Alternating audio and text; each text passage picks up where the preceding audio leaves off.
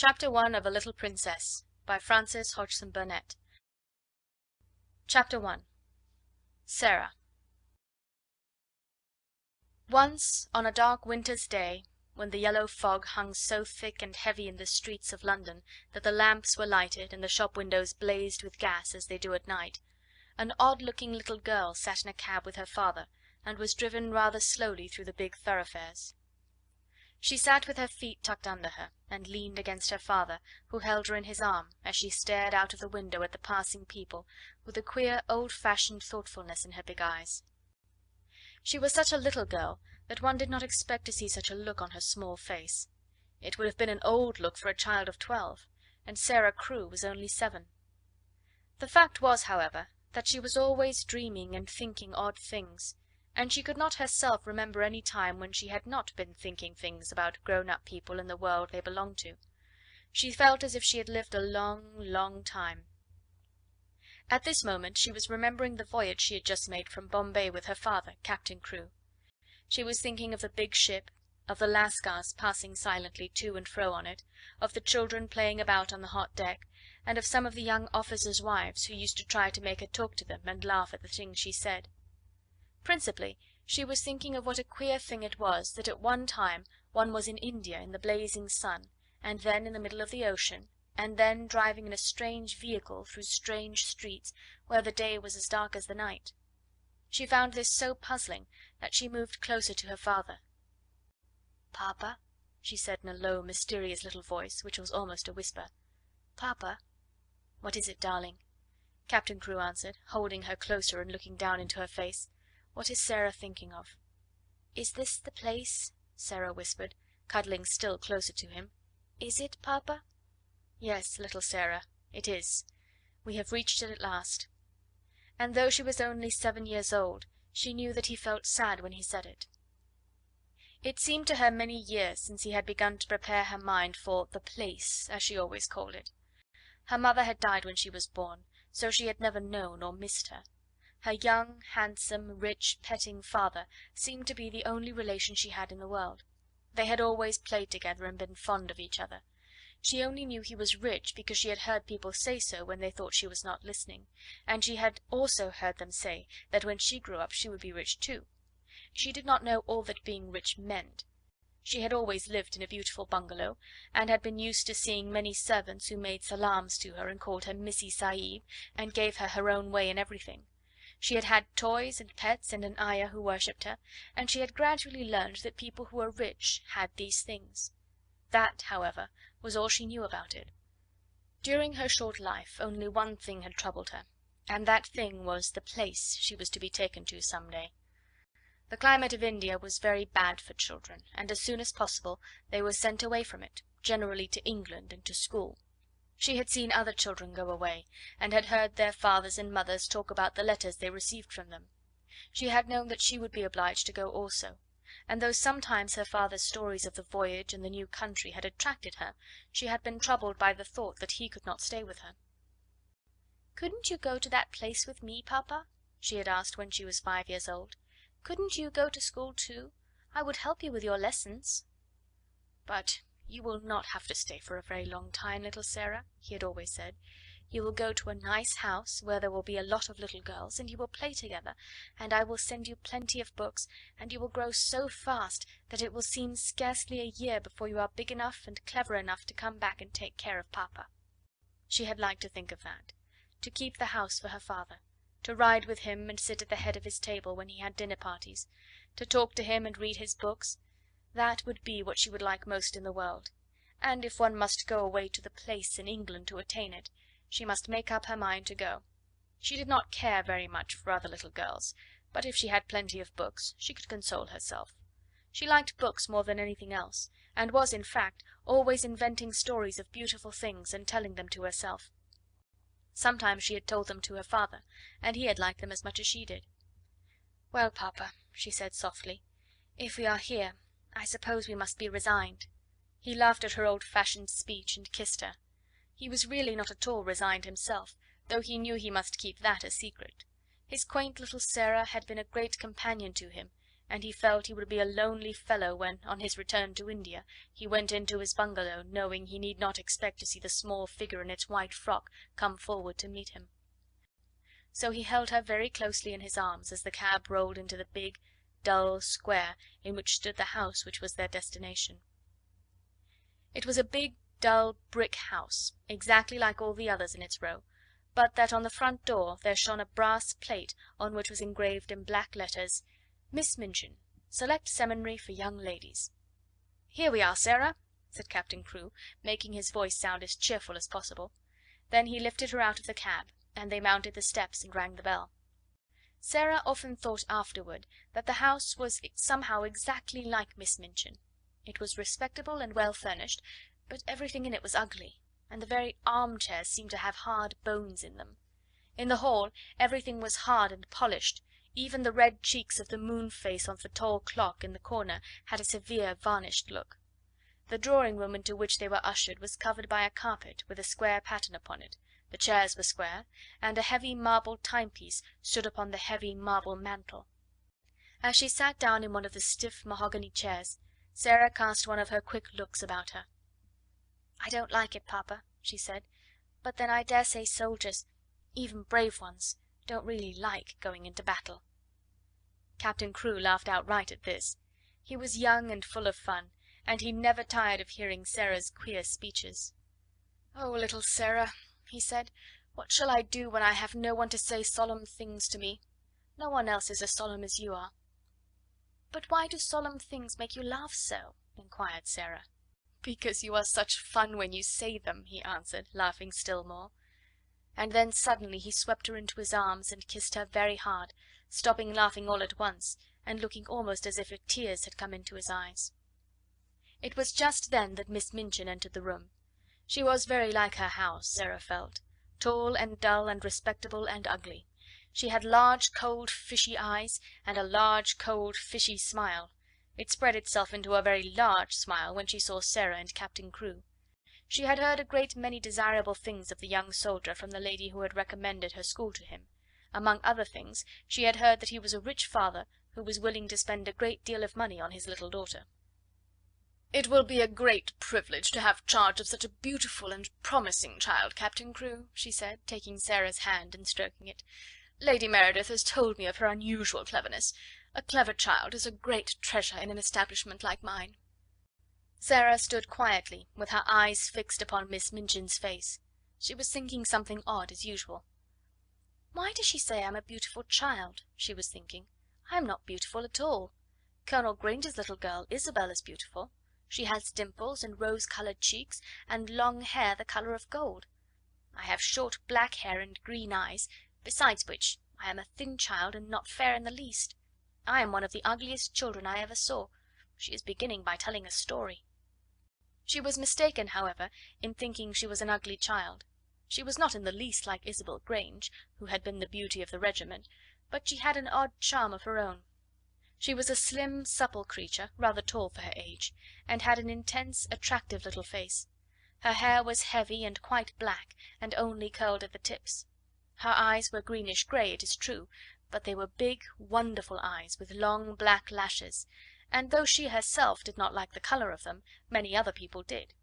Still, she was very firm in her belief that she was an ugly little girl, and she was not at all elated by Miss Minchin's flattery. "I should be telling a story if I said she was beautiful," she thought, "and I should know I was telling a story. I believe I am as ugly as she is, in my way. What did she say that for?" After she had known Miss Minchin longer, she learned why she had said it. She discovered that she said the same thing to each papa and mamma who brought a child to her school. Sarah stood near her father and listened while he and Miss Minchin talked. She had been brought to the seminary because Lady Meredith's two little girls had been educated there, and Captain Crewe had a great respect for Lady Meredith's experience. Sarah was to be what was known as a parlour boarder, and she was to enjoy even greater privileges than parlour boarders usually did. She was to have a pretty bedroom and sitting room of her own. She was to have a pony and a carriage, and a maid to take the place of the ayah who had been her nurse in India. "I am not in the least anxious about her education," Captain Crewe said with his gay laugh, as he held Sarah's hand and patted it. "The difficulty will be to keep her from learning too fast too much. She is always sitting with her little nose burrowing into books. She doesn't read them, Miss Minchin. She gobbles them up as if she were a little wolf instead of a little girl. She is always starving for new books to gobble. And she wants grown-up books, great big fat ones, French and German as well as English, history and biography, poets, and all sorts of things. Drag her away from her books when she reads too much. Make her ride her pony in the Row, or go out and buy a new doll. She ought to play more with dolls." "Papa," said Sarah, "you see, if I went out and bought a new doll every few days, I should have more than I could be fond of. Dolls ought to be intimate friends. Emily is going to be my intimate friend." Captain Crewe looked at Miss Minchin, and Miss Minchin looked at Captain Crewe. "Who is Emily?" she inquired. "Tell her, Sarah," Captain Crewe said, smiling. Sarah's green-grey eyes looked very solemn and quite soft as she answered. "She is a doll I haven't got yet," she said. "She is a doll Papa is going to buy for me. We are going out together to find her. I have called her Emily. She is going to be my friend when Papa is gone. I want her to talk to about him." Miss Minchin's large, fishy smile became very flattering indeed. "What an original child!" she said. "What a darling little creature!" "Yes," said Captain Crewe, drawing Sarah close. "She is a darling little creature. Take great care of her for me, Miss Minchin." Sarah stayed with her father at his hotel for several days. In fact, she remained with him until he sailed away again to India. They went out and visited many big shops together, and bought a great many things. They bought, indeed, a great many more things than Sarah needed. But Captain Crewe was a rash, innocent young man, and wanted his little girl to have everything she admired, and everything he admired himself, so between them they collected a wardrobe much too grand for a child of 7. There were velvet dresses trimmed with costly furs, and lace dresses, and embroidered ones, and hats with great soft ostrich feathers, and ermine coats and muffs, and boxes of tiny gloves and handkerchiefs, and silk stockings in such abundant supplies that the polite young women behind the counters whispered to each other that the odd little girl with big solemn eyes must be at least some foreign princess, perhaps the little daughter of an Indian Rajah.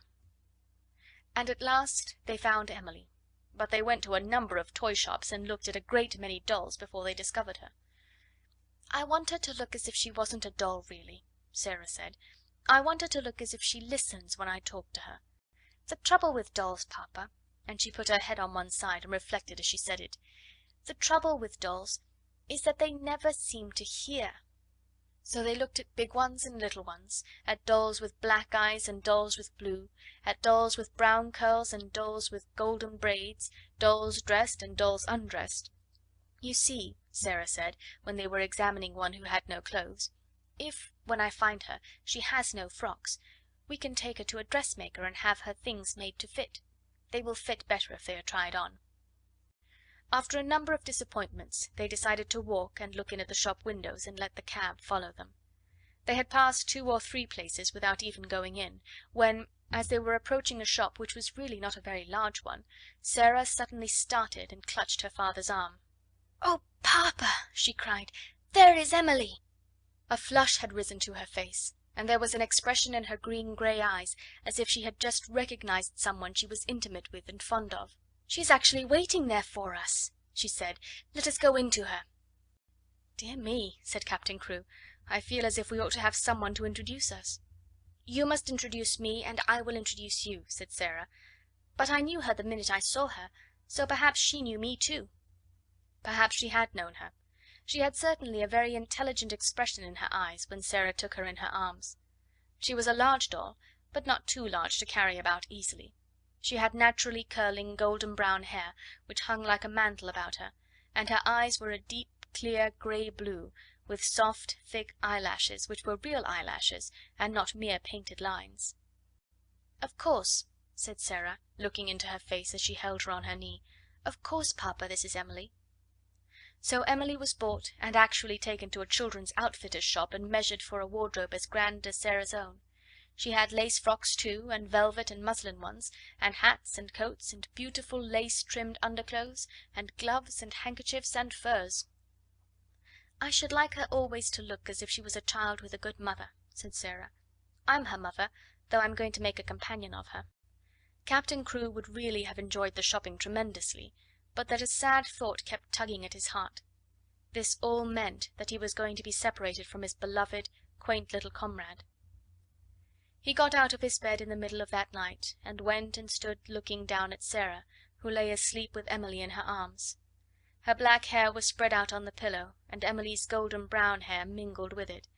Both of them had lace-ruffled nightgowns, and both had long eyelashes, which lay and curled up on their cheeks. Emily looked so like a real child that Captain Crewe felt glad she was there. He drew a big sigh and pulled his moustache with a boyish expression.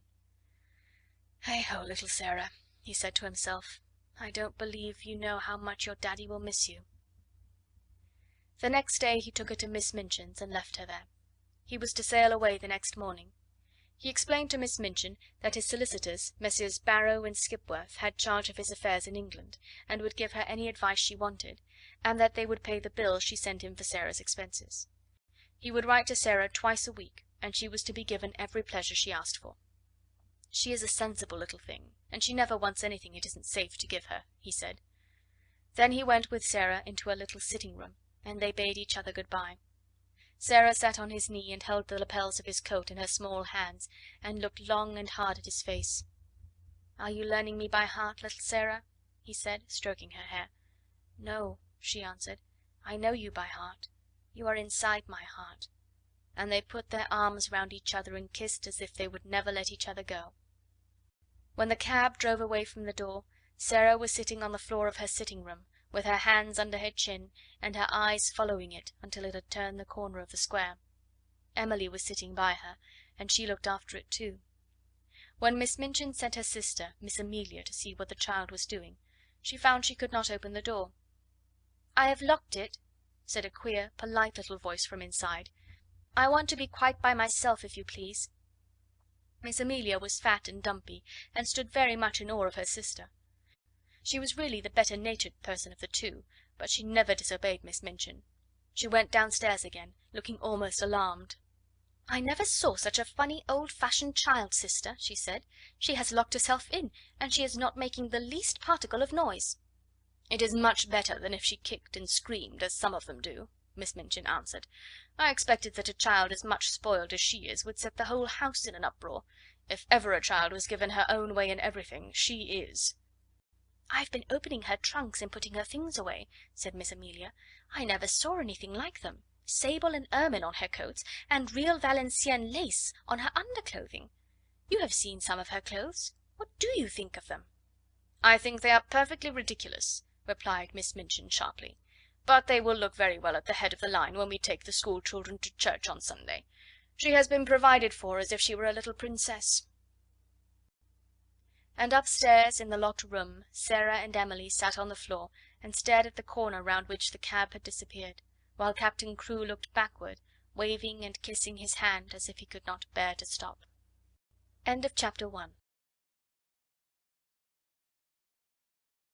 Chapter 2. A French Lesson. When Sarah entered the schoolroom the next morning, everybody looked at her with wide, interested eyes. By that time every pupil, from Lavinia Herbert, who was nearly 13 and felt quite grown up, to Lottie Lay, who was only just 4 and the baby of the school, had heard a great deal about her. They knew very certainly that she was Miss Minchin's show pupil, and was considered a credit to the establishment. One or two of them had even caught a glimpse of her French maid, Mariette, who had arrived the evening before.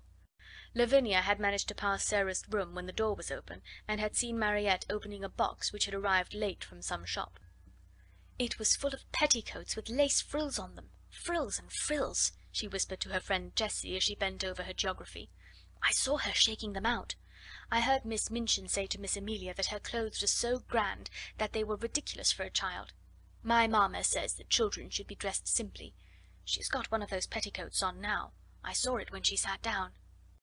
"She has silk stockings on," whispered Jessie, bending over her geography also. "And what little feet! I never saw such little feet." "Oh," sniffed Lavinia spitefully, "that is the way her slippers are made. My mamma says that even big feet can be made to look small if you have a clever shoemaker. I don't think she is pretty at all. Her eyes are such a queer colour." "She isn't pretty as other pretty people are," said Jessie, stealing a glance across the room, "but she makes you want to look at her again." She has tremendously long eyelashes, but her eyes are almost green." Sarah was sitting quietly in her seat, waiting to be told what to do. She had been placed near Miss Minchin's desk. She was not abashed at all by the many pairs of eyes watching her. She was interested, and looked back quietly at the children, who looked at her. She wondered what they were thinking of, and if they liked Miss Minchin, and if they cared for their lessons, and if any of them had a papa at all like her own. She had had a long talk with Emily about her papa that morning. "He is on the sea now, Emily," she had said. "We must be very great friends to each other, and tell each other things. Emily, look at me. You have the nicest eyes I ever saw, but I wish you could speak." She was a child full of imaginings and whimsical thoughts, and one of her fancies was that there would be a great deal of comfort in even pretending that Emily was alive, and really heard and understood. After Mariette had dressed her in her dark blue schoolroom frock, and tied her hair with a dark blue ribbon, she went to Emily, who sat in a chair of her own, and gave her a book. "You can read that while I am downstairs," she said, and seeing Mariette looking at her curiously, she spoke to her with a serious little face. "What I believe about dolls," she said, "is that they can do things they will not let us know about. Perhaps, really, Emily can read and talk and walk, but she will only do it when people are out of the room. That is her secret. You see, if people knew that dolls could do things, they would make them work. So, perhaps, they have promised each other to keep it a secret. If you stay in the room, Emily will just sit there and stare, but if you go out, she will begin to read, perhaps, or go and look out of the window. Then, if she heard either of us coming, she would just run back and jump into her chair and pretend she had been there all the time." "Comme elle est drôle," Mariette said to herself, and when she went downstairs she told the head housemaid about it. But she had already begun to like this odd little girl who had such an intelligent small face and such perfect manners. She had taken care of children before who were not so polite. Sarah was a very fine little person, and had a gentle, appreciative way of saying, "If you please, Mariette," "Thank you, Mariette," which was very charming. Mariette told the head housemaid that she thanked her as if she were thanking a lady. "Elle a l'air d'une princesse, cette petite," she said. Indeed, she was very much pleased with her new little mistress, and liked her place greatly. After Sarah had sat in her seat in the schoolroom for a few minutes, being looked at by the pupils, Miss Minchin rapped in a dignified manner upon her desk. "Young ladies," she said, "I wish to introduce you to your new companion." All the little girls rose in their places, and Sarah rose also. "I shall expect you all to be very agreeable to Miss Crewe. She has just come to us from a great distance, in fact, from India. As soon as lessons are over, you must make each other's acquaintance." The pupils bowed ceremoniously, and Sarah made a little curtsy, and then they sat down and looked at each other again. "Sarah," said Miss Minchin in her schoolroom manner, "come here to me." She had taken a book from the desk, and was turning over its leaves. Sarah went to her politely. "As your papa has engaged a French maid for you," she began, "I conclude that he wishes you to make a special study of the French language." Sarah felt a little awkward. "I think he engaged her," she said, "because he thought I would like her, Miss Minchin." "I am afraid," said Miss Minchin, with a slightly sour smile, "that you have been a very spoiled little girl, and always imagine that things are done because you like them. My impression is that your papa wished you to learn French." If Sarah had been older, or less punctilious about being quite polite to people, she could have explained herself in a very few words. But as it was, she felt a flush rising on her cheeks. Miss Minchin was a very severe and imposing person, and she seemed so absolutely sure that Sarah knew nothing whatever of French that she felt as if it would be almost rude to correct her. The truth was that Sarah could not remember the time when she had not seemed to know French. Her father had often spoken it to her when she had been a baby. Her mother had been a French woman, and Captain Crewe had loved her language, so it happened that Sarah had always heard and been familiar with it. I have never really learned French, but she began, trying shyly to make herself clear. One of Miss Minchin's chief secret annoyances was that she did not speak French herself, and was desirous of concealing the irritating fact. She therefore had no intention of discussing the matter, and laying herself open to innocent questioning by a new little pupil. "That is enough," she said with polite tartness.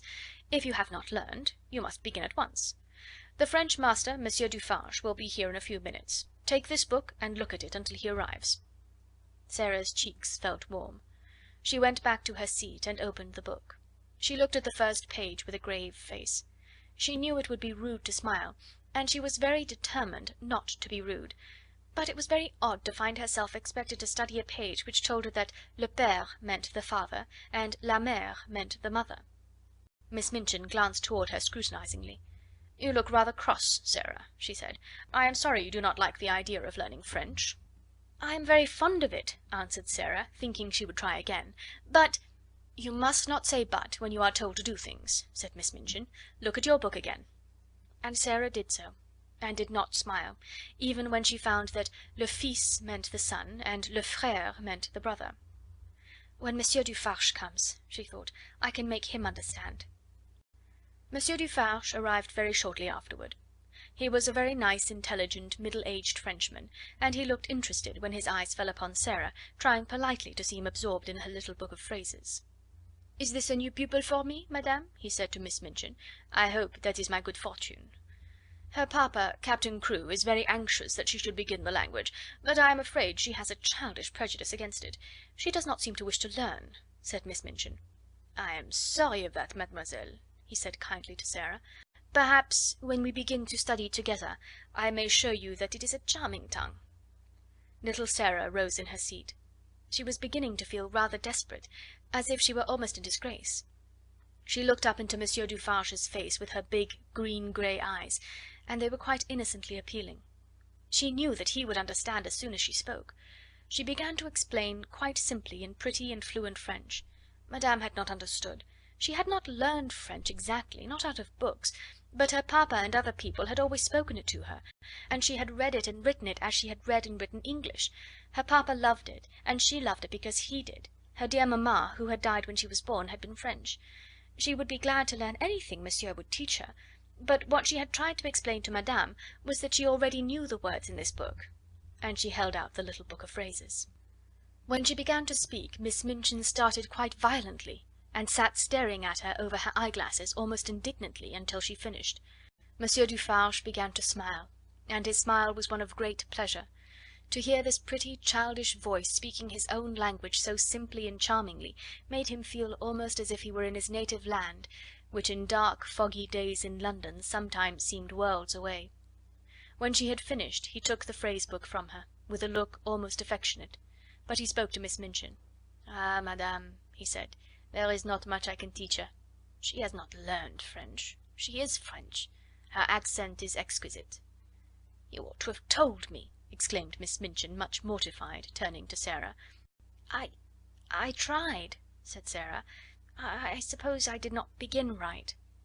Miss Minchin knew she had tried, and that it had not been her fault that she was not allowed to explain.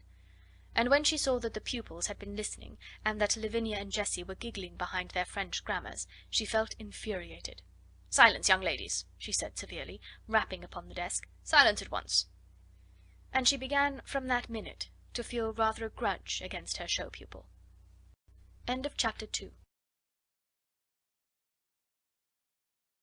Chapter 3. Ermengarde. On that first morning, when Sarah sat at Miss Minchin's side, aware that the whole schoolroom was devoting itself to observing her, she had noticed very soon one little girl, about her own age, who looked at her very hard with a pair of light, rather dull blue eyes.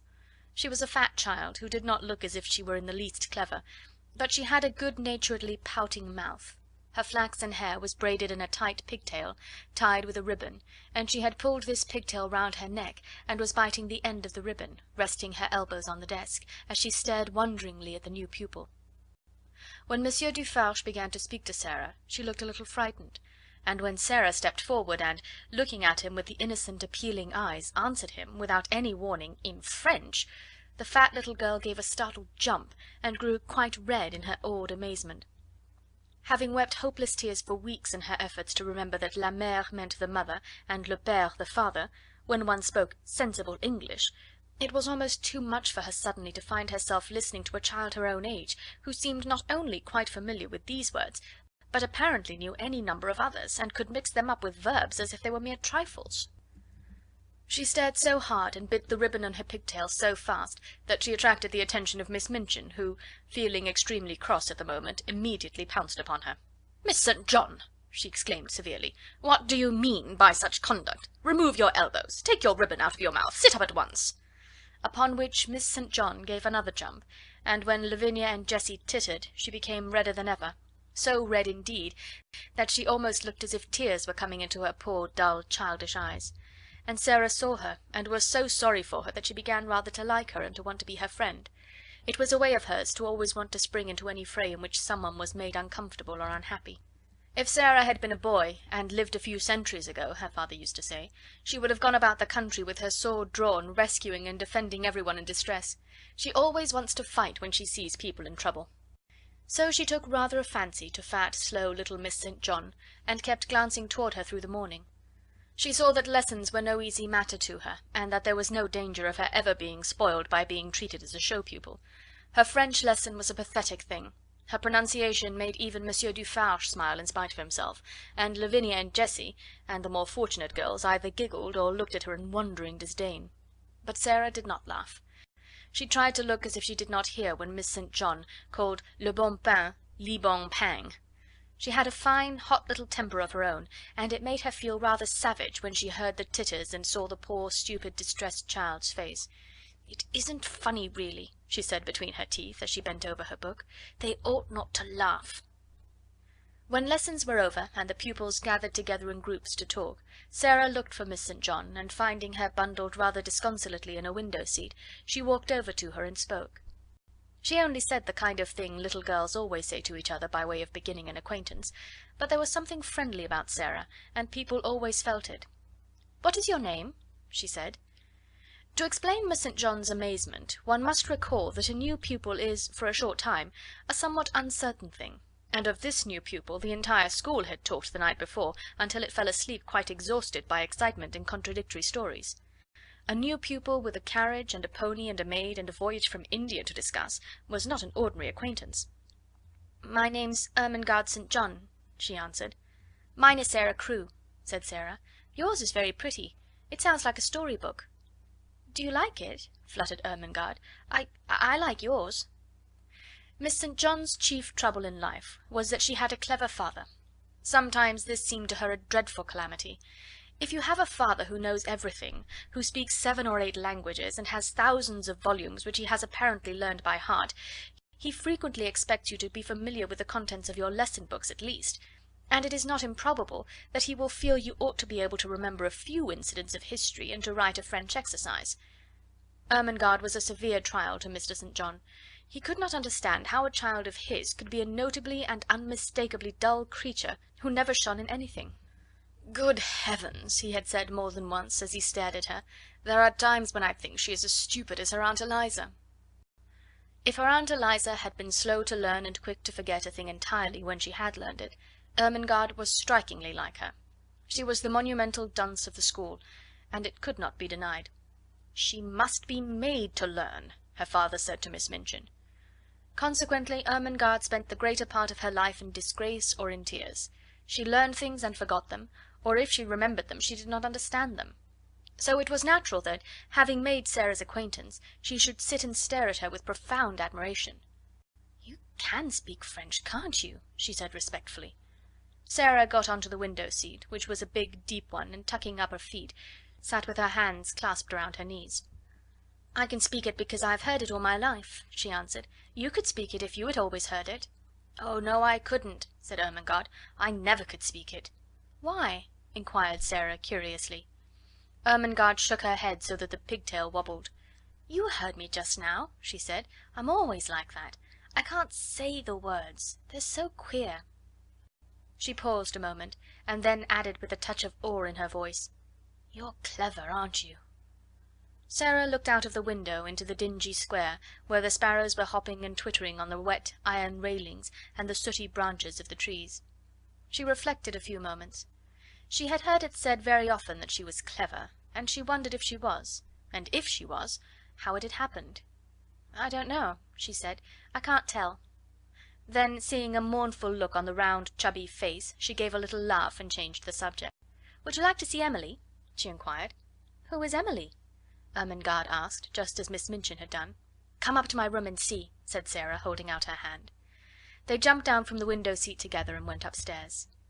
"Is it true," Ermengarde whispered as they went through the hall, "is it true that you have a playroom all to yourself?"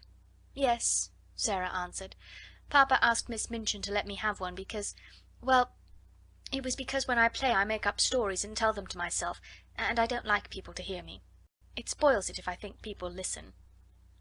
They had reached the passage leading to Sarah's room by this time, and Ermengarde stopped short, staring, and quite losing her breath. "You make up stories?" she gasped. "Can you do that as well as speak French? Can you?" Sarah looked at her in simple surprise. "Why, anyone can make up things," she said. "Have you never tried?" She put her hand warningly on Ermengarde's. "Let us go very quietly to the door," she whispered, "and then I will open it quite suddenly, and perhaps we may catch her." She was half laughing, but there was a touch of mysterious hope in her eyes which fascinated Ermengarde, though she had not the remotest idea what it meant, or whom it was she wanted to catch, or why she wanted to catch her. Whatsoever she meant, Ermengarde was sure it was something delightfully exciting, so, quite thrilled with expectation, she followed her on tiptoe along the passage. They made not the least noise until they reached the door. Then Sarah suddenly turned the handle and threw it wide open. Its opening revealed the room quite neat and quiet, a fire gently burning in the grate, and a wonderful doll sitting in a chair by it, apparently reading a book.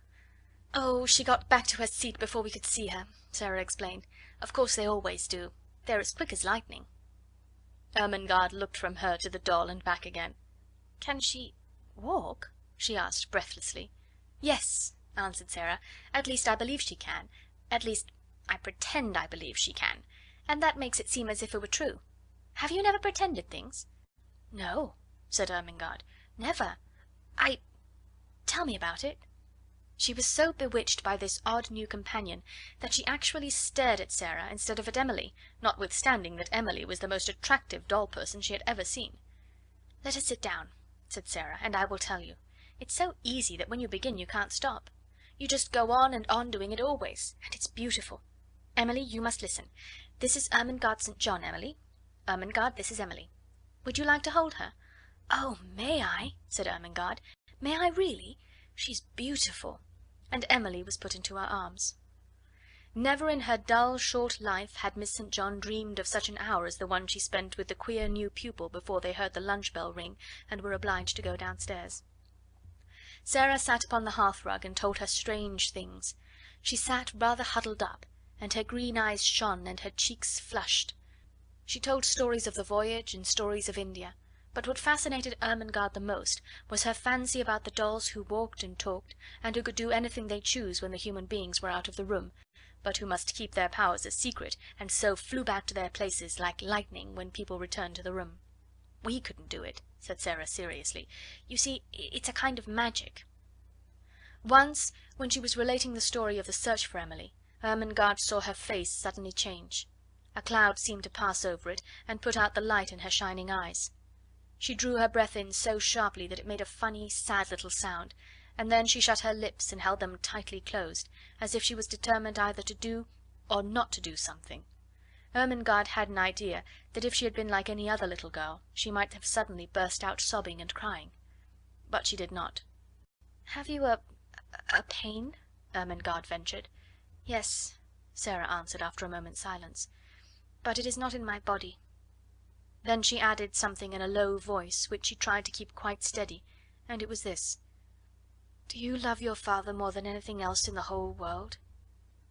Ermengarde's mouth fell open a little. She knew that it would be far from behaving like a respectable child at a select seminary to say that it had never occurred to you that you could love your father, that you would do anything desperate to avoid being left alone in his society for 10 minutes. She was, indeed, greatly embarrassed. I scarcely ever see him," she stammered. "He is always in the library, reading things." "I love mine more than all the world 10 times over," Sarah said. "That is what my pain is. He has gone away." She put her head down quietly on her little huddled up knees, and sat very still for a few minutes. "She's going to cry out loud," thought Ermengarde fearfully. But she did not. Her short black locks tumbled about her ears, and she sat still. Then she spoke without lifting her head. "I promised him I would bear it," she said, "and I will. You have to bear things. Think what soldiers bear. Papa is a soldier. If there was a war, he would have to bear marching and thirstiness and perhaps deep wounds, and he would never say a word, not one word. Ermengarde could only gaze at her, but she felt that she was beginning to adore her. She was so wonderful and different from anyone else. Presently she lifted her face and shook back her black locks, with a queer little smile. "If I go on talking and talking," she said, "and telling you things about pretending, I shall bear it better." Ermengarde did not know why a lump came into her throat, and her eyes felt as if tears were in them. "Lavinia and Jessie are best friends," she said rather huskily. "I wish we could be best friends. Would you have me for yours? You're clever, and I'm the stupidest child in the school, but I do so like you." "I'm glad of that," said Sarah. "It makes you thankful when you are liked. Yes, we will be friends. And I'll tell you what," a sudden gleam lighting her face, "I can help you with your French lessons."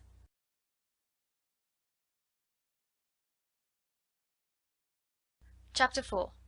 Lottie. If Sarah had been a different kind of child, the life she led at Miss Minchin's select seminary for the next few years would not have been at all good for her. She was treated more as if she were a distinguished guest at the establishment than as if she were a mere little girl. If she had been a self-opinionated, domineering child, she might have become disagreeable enough to be unbearable through being so much indulged and flattered. If she had been an indolent child, she would have learned nothing. Privately Miss Minchin disliked her, but she was far too worldly a woman to do or say anything which might make such a desirable pupil wish to leave her school. She knew quite well that if Sarah wrote to her papa to tell him she was uncomfortable or unhappy, Captain Crewe would remove her at once. Miss Minchin's opinion was that if a child were continually praised and never forbidden to do what she liked, she would be sure to be fond of the place where she was so treated. Accordingly, Sarah was praised for her quickness at her lessons, for her good manners, for her amiability to her fellow pupils, for her generosity if she gave sixpence to a beggar out of her full little purse. The simplest thing she did was treated as if it were a virtue, and if she had not had a disposition and a clever little brain, she might have been a very self-satisfied young person. But the clever little brain told her a great many sensible and true things about herself and her circumstances, and now and then she talked these things over to Ermengarde as time went on. "Things happen to people by accident," she used to say. "A lot of nice accidents have happened to me.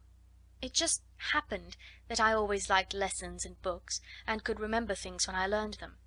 It just happened that I was born with a father who was beautiful and nice and clever, and could give me everything I liked. Perhaps I have not really a good temper at all, but if you have everything you want, and everyone is kind to you, how can you help but be good-tempered? I don't know," looking quite serious, "how I shall ever find out whether I am really a nice child or a horrid one. Perhaps I'm a hideous child, and no one will ever know, just because I never have any trials." "Lavinia has no trials," said Ermengarde stolidly, "and she is horrid enough." Sarah rubbed the end of her little nose reflectively as she thought the matter over. "Well," she said at last, perhaps that is because Lavinia is growing." This was the result of a charitable recollection of having heard Miss Melia say that Lavinia was growing so fast that she believed it affected her health and temper. Lavinia, in fact, was spiteful. She was inordinately jealous of Sarah. Until the new pupil's arrival she had felt herself the leader in the school. She had led because she was capable of making herself extremely disagreeable if the others did not follow her. She domineered over the little children, and assumed grand airs with those big enough to be her companions. She was rather pretty, and had been the best dressed pupil in the procession when the select seminary walked out 2 by 2, until Sarah's velvet coats and sable muffs appeared, combined with drooping ostrich feathers, and were led by Miss Minchin at the head of the line. This, at the beginning, had been bitter enough, but as time went on it became apparent that Sarah was a leader too, and not because she could make herself disagreeable, but because she never did. "There's one thing about Sarah Crewe," Jessie had enraged her best friend by saying honestly.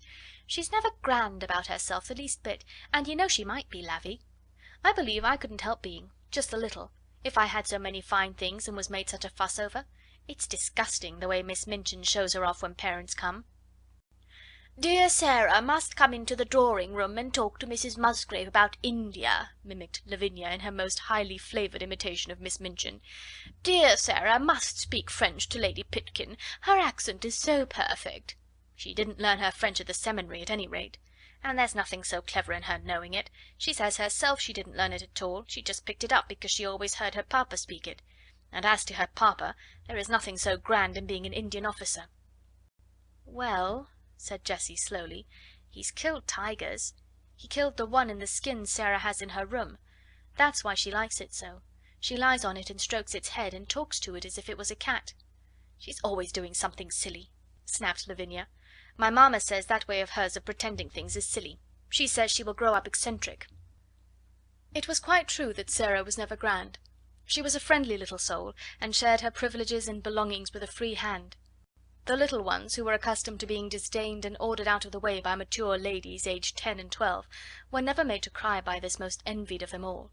She was a motherly young person, and when people fell down and scraped their knees, she ran and helped them up and patted them, or found in her pocket a bonbon or some other article of soothing nature.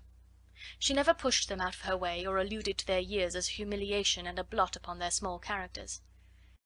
"If you are 4, you are 4," she said severely to Lavinia on an occasion of her having, it must be confessed, slapped Lottie and called her a brat. "But you will be 5 next year, and 6 the year after that. And," opening large convicting eyes, "it takes 16 years to make you 20. "Dear me," said Lavinia, "how we can calculate!" In fact, it was not to be denied that 16 and 4 made 20, and 20 was an age the most daring were scarcely bold enough to dream of. So the younger children adored Sarah. More than once she had been known to have a tea party made up of these despised ones in her own room, and Emily had been played with, and Emily's own tea service used, the one with cups which held quite a lot of much sweetened weak tea, and had blue flowers on them. No one had seen such a very real doll's tea set before. From that afternoon Sarah was regarded as a goddess and a queen by the entire alphabet class. Lottie Lay worshipped her to such an extent that if Sarah had not been a motherly person she would have found her tiresome.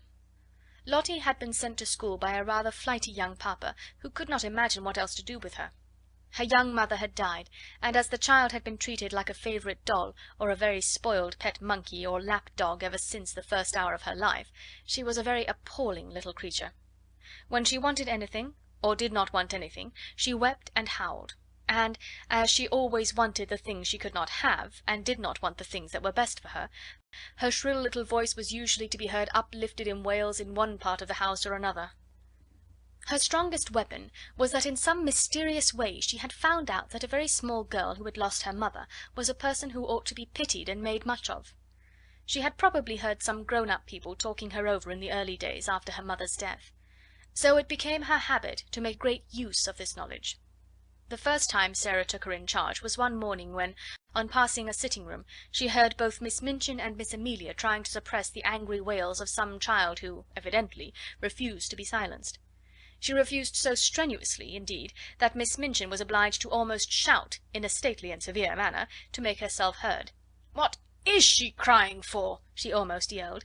"Oh, oh, oh!" Sarah heard. "Haven't got any mamma." "Oh, Lottie!" screamed Miss Amelia. "Do stop, darling! Don't cry! Please don't! Oh, oh, oh, oh, oh!" Lottie howled tempestuously. "Haven't got any mamma." "She ought to be whipped," Miss Minchin proclaimed. "You shall be whipped, you naughty child!" Lottie wailed more loudly than ever. Miss Amelia began to cry. Miss Minchin's voice rose until it almost thundered. Then suddenly she sprang up from her chair in impotent indignation, and flounced out of the room, leaving Miss Amelia to arrange the matter. Sarah had paused in the hall, wondering if she ought to go into the room, because she had recently begun a friendly acquaintance with Lottie, and might be able to quiet her. When Miss Minchin came out and saw her, she looked rather annoyed. She realized that her voice, as heard from inside the room, could not have sounded either dignified or amiable. "Oh, Sarah!" she exclaimed, endeavouring to produce a suitable smile. "I stopped," explained Sarah, "because I knew it was Lottie, and I thought perhaps, just perhaps, I could make her be quiet. May I try, Miss Minchin?" "If you can, you are a clever child," answered Miss Minchin, drawing in her mouth sharply. Then, seeing that Sarah looked slightly chilled by her asperity, she changed her manner. "But you are clever in everything," she said in her approving way. "I dare say you can manage her. Go in." And she left her. When Sarah entered the room, Lottie was lying upon the floor, screaming and kicking her small fat legs violently, and Miss Amelia was bending over her in consternation and despair, looking quite red and damp with heat.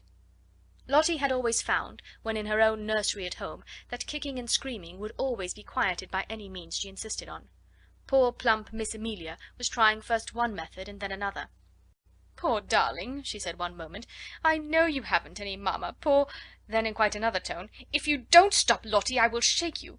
Poor little angel, there! You wicked, bad, detestable child, I will smack you, I will!" Sarah went to them quietly. She did not know at all what she was going to do, but she had a vague inward conviction that it would be better not to say such different kinds of things quite so helplessly and excitedly. "Miss Amelia," she said in a low voice, "Miss Minchin says I may try to make her stop. May I?" Miss Amelia turned and looked at her hopelessly. "Oh, do you think you can?" she gasped. "I don't know whether I can," answered Sarah, still in her half whisper, "but I will try." Miss Amelia stumbled up from her knees with a heavy sigh, and Lottie's fat little legs kicked as hard as ever. "If you will steal out of the room," said Sarah, "I will stay with her." "Oh, Sarah," almost whispered Miss Amelia, "we never had such a dreadful child before. I don't believe we can keep her." But she crept out of the room, and was very much relieved to find an excuse for doing it. Sarah stood by the howling, furious child for a few moments, and looked down at her without saying anything. Then she sat down on the floor beside her and waited. Except for Lottie's angry screams, the room was quite quiet. This was a new state of affairs for little Miss Ley, who was accustomed, when she screamed, to hear other people protest and implore and command and coax by turns. To lie and kick and shriek, and find the only person near you not seeming to mind in the least, attracted her attention. She opened her tight-shut streaming eyes to see who this person was, and it was only another little girl. But it was the one who owned Emily and all the nice things, and she was looking at her steadily, and as if she was merely thinking. Having paused for a few seconds to find this out, Lottie thought she must begin again, but the quiet of the room and of Sarah's odd, interested face made her first howl rather half-hearted. "I haven't any she announced, but her voice was not so strong. Sarah looked at her still more steadily, but with a sort of understanding in her eyes. "Neither have I," she said. This was so unexpected that it was astounding. Lottie actually dropped her legs, gave a wriggle, and lay and stared. A new idea will stop a crying child when nothing else will. Also it was true that while Lottie disliked Miss Minchin, who was cross, and Miss Amelia, who was foolishly indulgent, she rather liked Sarah, little as she knew her. She did not want to give up her grievance, but her thoughts were distracted from it, so she wriggled again, and after a sulky sob said, "Where is she?" Sarah paused a moment. Because she had been told that her mamma was in heaven, she had thought a great deal about the matter, and her thoughts had not been quite like those of other people. "She went to heaven," she said, "but I am sure she comes out sometimes to see me, though I don't see her. So does yours. Perhaps they can both see us now. Perhaps they are both in this room." Lottie sat bolt upright and looked about her. She was a pretty little curly-headed creature, and her round eyes were like wet forget-me-nots. If her mamma had seen her during the last half-hour, she might not have thought her the kind of child who ought to be related to an angel. Sarah went on talking. Perhaps some people might think that what she said was rather like a fairy story, but it was all so real to her own imagination that Lottie began to listen in spite of herself. She had been told that her mamma had wings and a crown, and she had been shown pictures of ladies in beautiful white nightgowns who were said to be angels. But Sarah seemed to be telling a real story about a lovely country where real people were. "There are fields and fields of flowers," she said, forgetting herself as usual when she began, and talking rather as if she were in a dream. "Fields and fields of lilies, and when the soft wind blows over them it wafts the scent of them into the air, and everybody always breathes it, because the soft wind is always blowing. And little children run about in the lily fields and gather armfuls of them and laugh and make little wreaths. And the streets are shining, and people are never tired, however far they walk. They can float anywhere they like, and there are walls made of pearl and gold all round the city, but they are low enough for the people to go and lean on them, and look down into the earth and smile and send beautiful messages." Whatsoever story she had begun to tell, Lottie would, no doubt, have stopped crying and been fascinated into listening, but there was no denying that this story was prettier than most others. She dragged herself close to Sarah, and drank in every word until the end came, far too soon. When it did come, she was so sorry that she put up her lip ominously.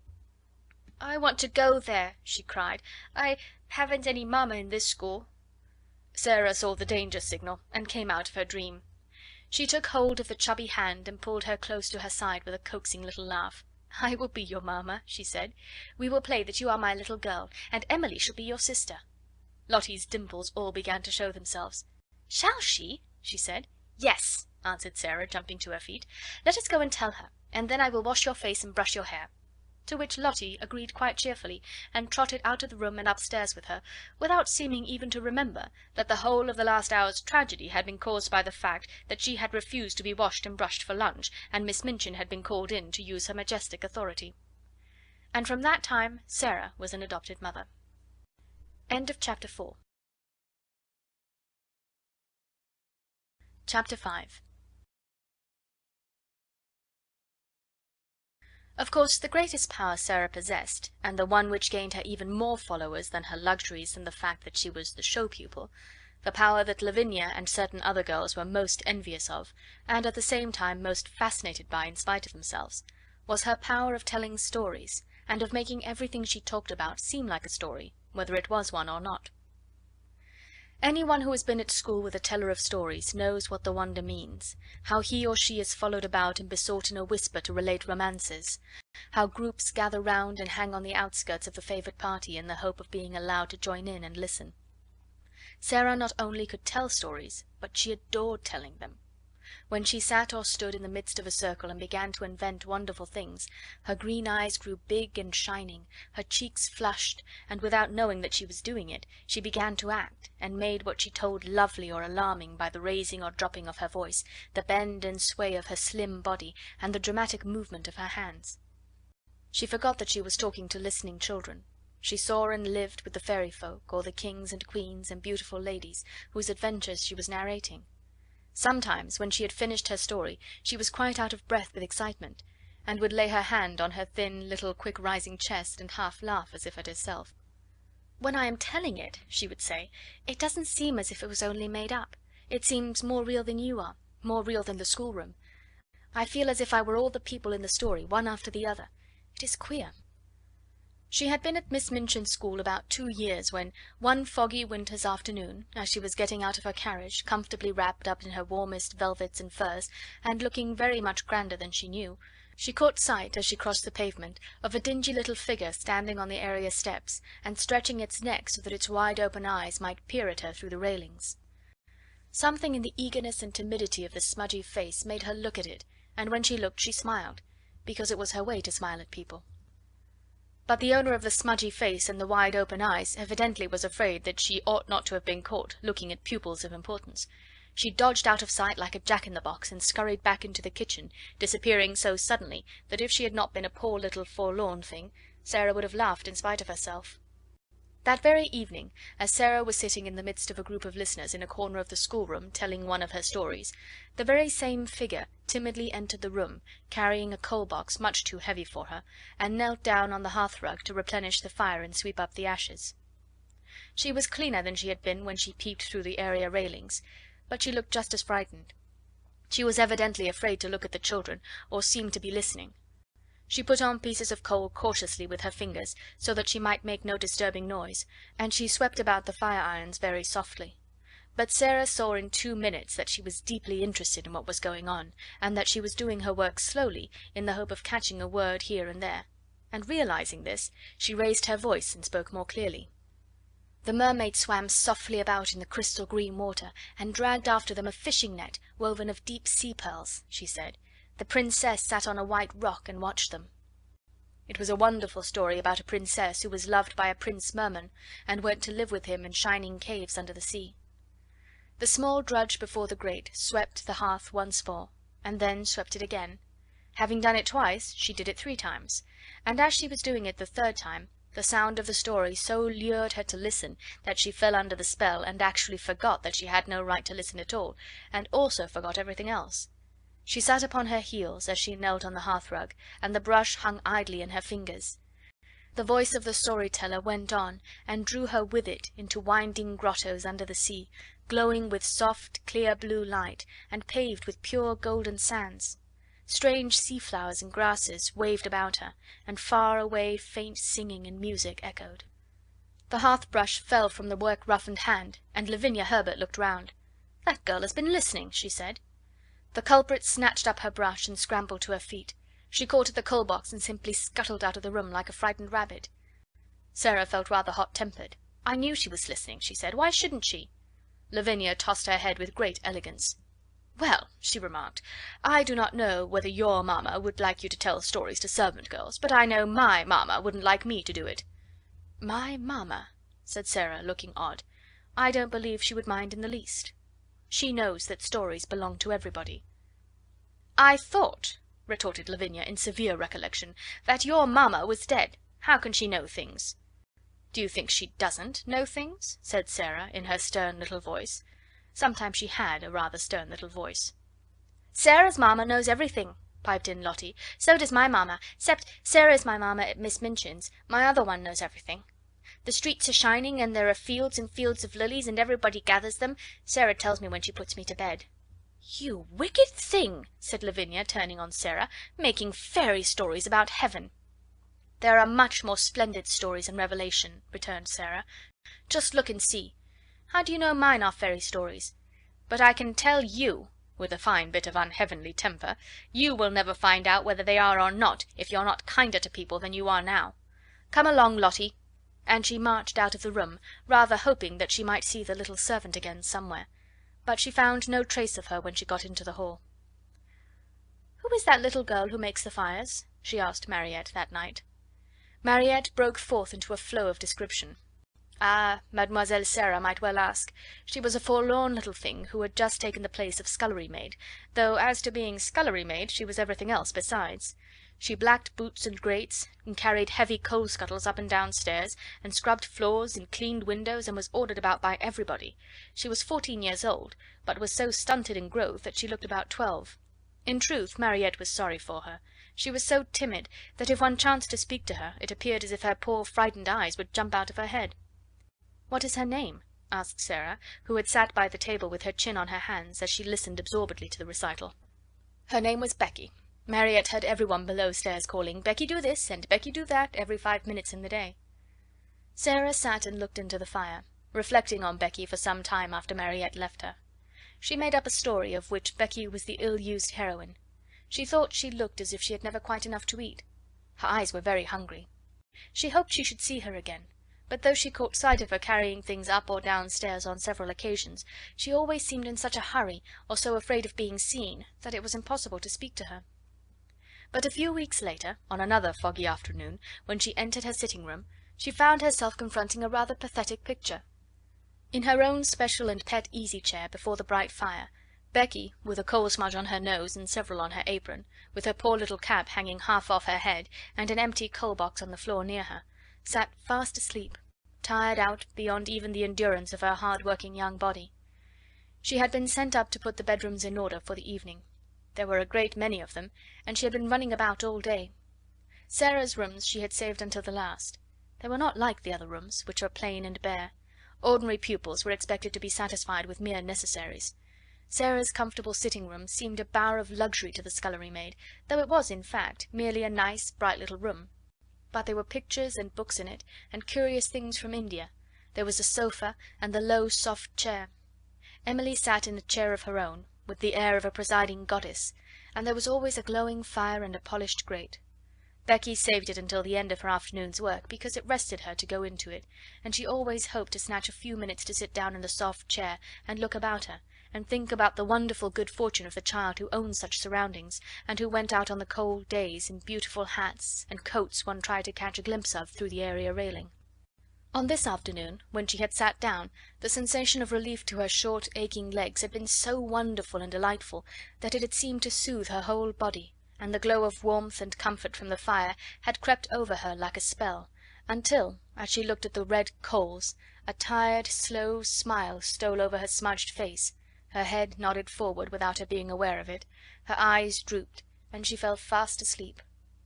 She had really been only about 10 minutes in the room when Sarah entered, but she was in as deep a sleep as if she had been, like the Sleeping Beauty, slumbering for 100 years.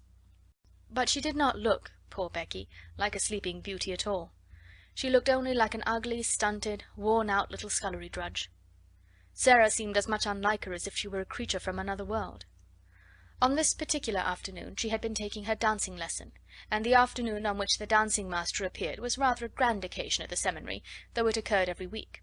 The pupils were attired in their prettiest frocks, and as Sarah danced particularly well, she was very much brought forward, and Mariette was requested to make her as diaphanous and fine as possible. To-day a frock the colour of a rose had been put on her, and Mariette had brought some real buds and made her a wreath to wear on her black locks.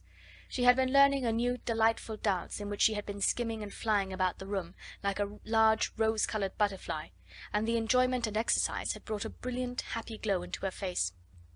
When she entered the room she floated in with a few of the butterfly steps, and there sat Becky, nodding her cap sideways off her head. "Oh!" cried Sarah softly when she saw her. "That poor thing!" It did not occur to her to feel cross at finding her pet chair occupied by the small, dingy creature. To tell the truth, she was quite glad to find it there. When the ill-used heroine of her story wakened, she could talk to her. She crept toward her quietly and stood looking at her. Becky gave a little snore. "I wish she'd waken herself," Sarah said. "I don't like to waken her, but Miss Minchin would be cross if she found out. I'll just wait a few minutes." She took a seat on the edge of the table, and sat swinging her slim, rose-coloured legs, and wondering what it would be best to do. Miss Amelia might come in at any moment, and if she did, Becky would be sure to be scolded. "But she is so tired," she thought. "She is so tired." A piece of flaming coal ended her perplexity for her that very moment. It broke off from a large lump and fell on to the fender. Becky started and opened her eyes with a frightened gasp. She did not know that she had fallen asleep. She had only sat down for one moment and felt the beautiful glow, and here she found herself staring in wild alarm at the wonderful pupil who sat perched quite near her, like a rose-coloured fairy with interested eyes. She sprang up and clutched at her cap. She felt it dangling over her ear, and tried wildly to put it straight. Oh, she had got herself into trouble now with a vengeance. To have impudently fallen asleep on such a young lady's chair! She would be turned out of doors without wages. She made a sound like a big breathless sob. "Oh, miss! Oh, miss!" she stuttered. "I ask your pardon, miss. Oh, I do, miss." Sarah jumped down and came quite close to her. "Don't be frightened," she said, quite as if she had been speaking to a little girl like herself. "It doesn't matter the least bit." "I didn't go to do it, miss," protested Becky. "It was the warm fire and me being so tired. It wasn't impertience." Sarah broke into a friendly little laugh and put her hand on her shoulder. "You were tired," she said. "You could not help it. You're not really awake yet." How poor Becky stared at her. In fact, she had never heard such a nice, friendly sound in anyone's voice before. She was used to being ordered about and scolded and having her ears boxed, and this one, in her rose-coloured dancing afternoon splendour, was looking at her as if she was not a culprit at all, as if she had a right to be tired, even to fall asleep. The touch of the soft, slim little paw on her shoulder was the most amazing thing she had ever known. Ain't you angry, miss?" she gasped. "Ain't you going to tell the missus?" "No," cried out Sarah. "Of course I'm not." The woeful fright in the coal-smutted face made her suddenly so sorry that she could scarcely bear it. One of her queer thoughts rushed into her mind. She put her hand against Becky's cheek. "Why," she said, "we are just the same. I'm only a little girl like you. It's just an accident that I'm not you and you're not me." Becky did not understand in the least. Her mind could not grasp such amazing thoughts, and an accident meant to her a calamity in which someone was run over or fell off a ladder and was carried to the hospital. Accident, miss," she fluttered respectfully. "Is it?"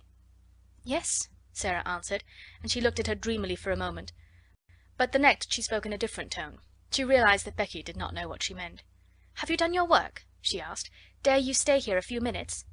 Becky lost her breath again. "Here, miss? Me?" Sarah ran to the door and opened it, and looked out and listened. "No one is anywhere about," she explained. "If your bedrooms are finished, perhaps you might stay a tiny while. I thought perhaps you might like a piece of cake." The next 10 minutes seemed to Becky like a sort of delirium. Sarah opened a cupboard and gave her a thick slice of cake. She seemed to rejoice when it was devoured in hungry bites. She talked and asked questions and laughed until Becky's fears actually began to calm themselves, and she once or twice gathered boldness enough to ask a question or so herself, daring as she felt it to be. "Is that," she ventured, looking longingly at the rose-coloured frock, and she asked it almost in a whisper, "is that there your best?" "It is one of my dancing frocks," answered Sarah. "I like it, don't you?" For a few seconds Becky was almost speechless with admiration. Then she said in an awed voice, "Once I see a princess. I was standing in the street with the crowd outside Covent Garden, watching the swells go into the opera. And there was one everyone stared at most, and they says to each other, 'That's the princess.' She was a growed up young lady, but she was pink all over, and gowned and cloak and flowers and all. I called her to mind the minute I see you sitting there on the table, miss. You look like her." "I've often thought," said Sarah in her reflecting voice, "that I should like to be a princess. I wonder what it feels like. I believe I will begin pretending I am one." Becky stared at her admiringly, and, as before, did not understand her in the least. She watched her with a sort of adoration. Very soon Sarah left her reflections and turned to her with a new question. "Becky," she said, "weren't you listening to that story?" "Yes, miss," confessed Becky, a little alarmed again. "I knowed I hadn't ought to, but it was that beautiful I couldn't help it." "I liked you to listen to it," said Sarah. "If you tell stories, you like nothing so much as to tell them to people who want to listen. I don't know why it is. Would you like to hear the rest?" Becky lost her breath again. "Me hear it?" she cried. "Like as if I was a pupil, miss? All about the prince, and the little white mer babies swimming about and laughing, with the stars in their hair?" Sarah nodded. "You haven't time to hear it now, I'm afraid," she said, "but if you will tell me just what time you come to do my rooms, I will try to be here and tell you a bit of it every day until it is finished. It's a lovely long one, and I'm always putting new bits to it." "Then," breathed Becky devoutly, "I wouldn't mind how heavy the coal boxes was, or what the cook done to me, if I might have that to think of." "You may," said Sarah. "I'll tell it all to you." When Becky went downstairs she was not the same Becky who had staggered up, loaded down by the weight of the coal scuttle. She had an extra piece of cake in her pocket, and she had been fed and warmed, not only by cake and fire. Something else had warmed and fed her, and the something else was Sarah.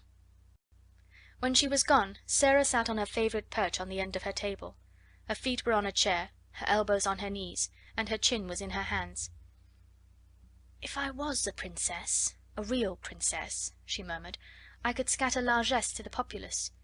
But even if I am only a pretend princess, I can invent little things to do for people. Things like this. She was just as happy as if it was largesse. I'll pretend that to do things people like is scattering largesse. I've scattered largesse." End of chapter 5.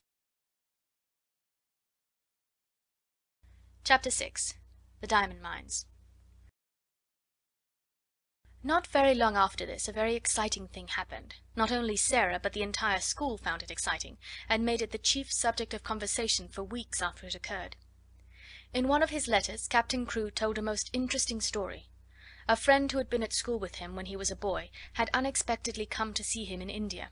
He was the owner of a large tract of land, upon which diamonds had been found, and he was engaged in developing the mines. If all went as was confidently expected, he would become possessed of such wealth as made one dizzy to think of. And because he was fond of the friend of his school days, he had given him an opportunity to share in this enormous fortune by becoming a partner in his scheme. This, at least, was what Sarah gathered from his letters. It is true that any other business scheme, however magnificent, would have had but small attraction for her or for the schoolroom, but diamond mines sounded so like the Arabian Nights that no one could be indifferent.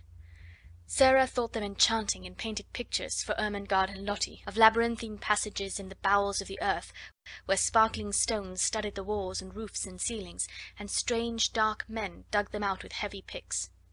Ermengarde delighted in the story, and Lottie insisted on its being retold to her every evening. Lavinia was very spiteful about it, and told Jessie that she didn't believe such things as diamond mines existed. "My mamma has a diamond ring which cost £40," she said, "and it is not a big one either. If there were mines full of diamonds, people would be so rich it would be ridiculous." "Perhaps Sarah will be so rich she will be ridiculous," giggled Jessie. "She's ridiculous without being rich," Lavinia sniffed. "I believe you hate her," said Jessie. "No, I don't," snapped Lavinia, "but I don't believe in mines full of diamonds." "Well, people have to get them from somewhere," said Jessie. "Lavinia," with a new giggle, "what do you think Gertrude says?"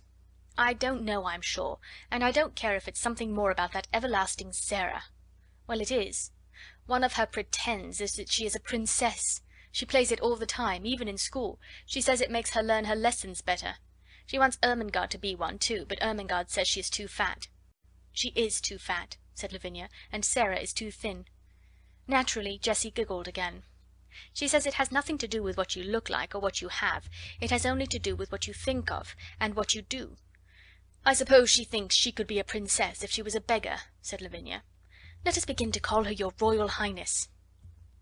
Lessons for the day were over, and they were sitting before the schoolroom fire, enjoying the time they liked best. It was the time when Miss Minchin and Miss Amelia were taking their tea in the sitting room sacred to themselves. At this hour a great deal of talking was done, and a great many secrets changed hands, particularly if the younger pupils behaved themselves well, and did not squabble or run about noisily, which it must be confessed they usually did. When they made an uproar the older girls usually interfered with scolding and shakes. They were expected to keep order, and there was danger that if they did not, Miss Minchin or Miss Amelia would appear and put an end to festivities. Even as Lavinia spoke, the door opened and Sarah entered with Lottie, whose habit was to trot everywhere after her like a little dog. "There she is with that horrid child!" exclaimed Lavinia in a whisper. "If she's so fond of her, why doesn't she keep her in her own room? She will begin howling about something in 5 minutes." It happened that Lottie had been seized with a sudden desire to play in the schoolroom, and had begged her adopted parent to come with her. She joined a group of little ones who were playing in a corner. Sarah curled herself up in the window seat, opened a book, and began to read. It was a book about the French Revolution, and she was soon lost in a harrowing picture of the prisoners in the Bastille, men who had spent so many years in dungeons that when they were dragged out by those who rescued them, their long grey hair and beards almost hid their faces, and they had forgotten that an outside world existed at all, and they were like beings in a dream. She was so far away from the schoolroom that it was not agreeable to be dragged back suddenly by a howl from Lottie. Never did she find anything so difficult as to keep herself from losing her temper when she was suddenly disturbed while absorbed in a book. People who are fond of books know the feeling of irritation which sweeps over them at such a moment. The temptation to be unreasonable and snappish is one not easy to manage. "It makes me feel as if someone had hit me," Sarah had told Ermengarde once in confidence, "and as if I want to hit back. I have to remember things quickly to keep from saying something ill-tempered." She had to remember things quickly when she laid her book down on the window seat and jumped down from her comfortable corner. Lottie had been sliding across the schoolroom floor, and having first irritated Lavinia and Jessie by making a noise, had ended by falling down and hurting her fat knee. She was screaming and dancing up and down in the midst of a group of friends and enemies, who were alternately coaxing and scolding her. "Stop this minute, you cry-baby! Stop this minute!" Lavinia commanded. "I'm not a cry-baby! I'm not!" wailed Lottie. "Sarah! Sarah!" "If she doesn't stop, Miss Minchin will hear her," cried Jessie. "Lottie, darling, I'll give you a penny." "I don't want your penny," sobbed Lottie, and she looked down at the fat knee, and seeing a drop of blood on it, burst forth again. Sarah flew across the room, and kneeling down, put her arms around her. "Now, Lottie," she said. "Now, Lottie, you promised Sarah." "She said I was a cry-baby," wept Lottie. Sarah patted her, but spoke in the steady voice Lottie knew. "But if you cry you will be one, Lottie pet. You promised." Lottie remembered that she had promised, but she preferred to lift up her voice. "I haven't any mamma," she proclaimed. "I haven't a bit of mamma." "Yes, you have," said Sarah cheerfully. "Have you forgotten? Don't you know that Sarah is your mamma? Don't you want Sarah for your mamma?" Lottie cuddled up to her with a consoled sniff. "Come and sit in the window seat with me," Sarah went on, "and I'll whisper a story to you." "Will you?" whimpered Lottie. "Will you tell me about the diamond mines?" "The diamond mines!" broke out Lavinia. "Nasty little spoiled thing! I should like to slap her." Sarah got up quickly on her feet. It must be remembered that she had been very deeply absorbed in the book about the Bastille, and she had had to recall several things rapidly when she realized that she must go and take care of her adopted child. She was not an angel, and she was not fond of Lavinia. "Well," she said with some fire, "I should like to slap you, but I don't want to slap you," restraining herself.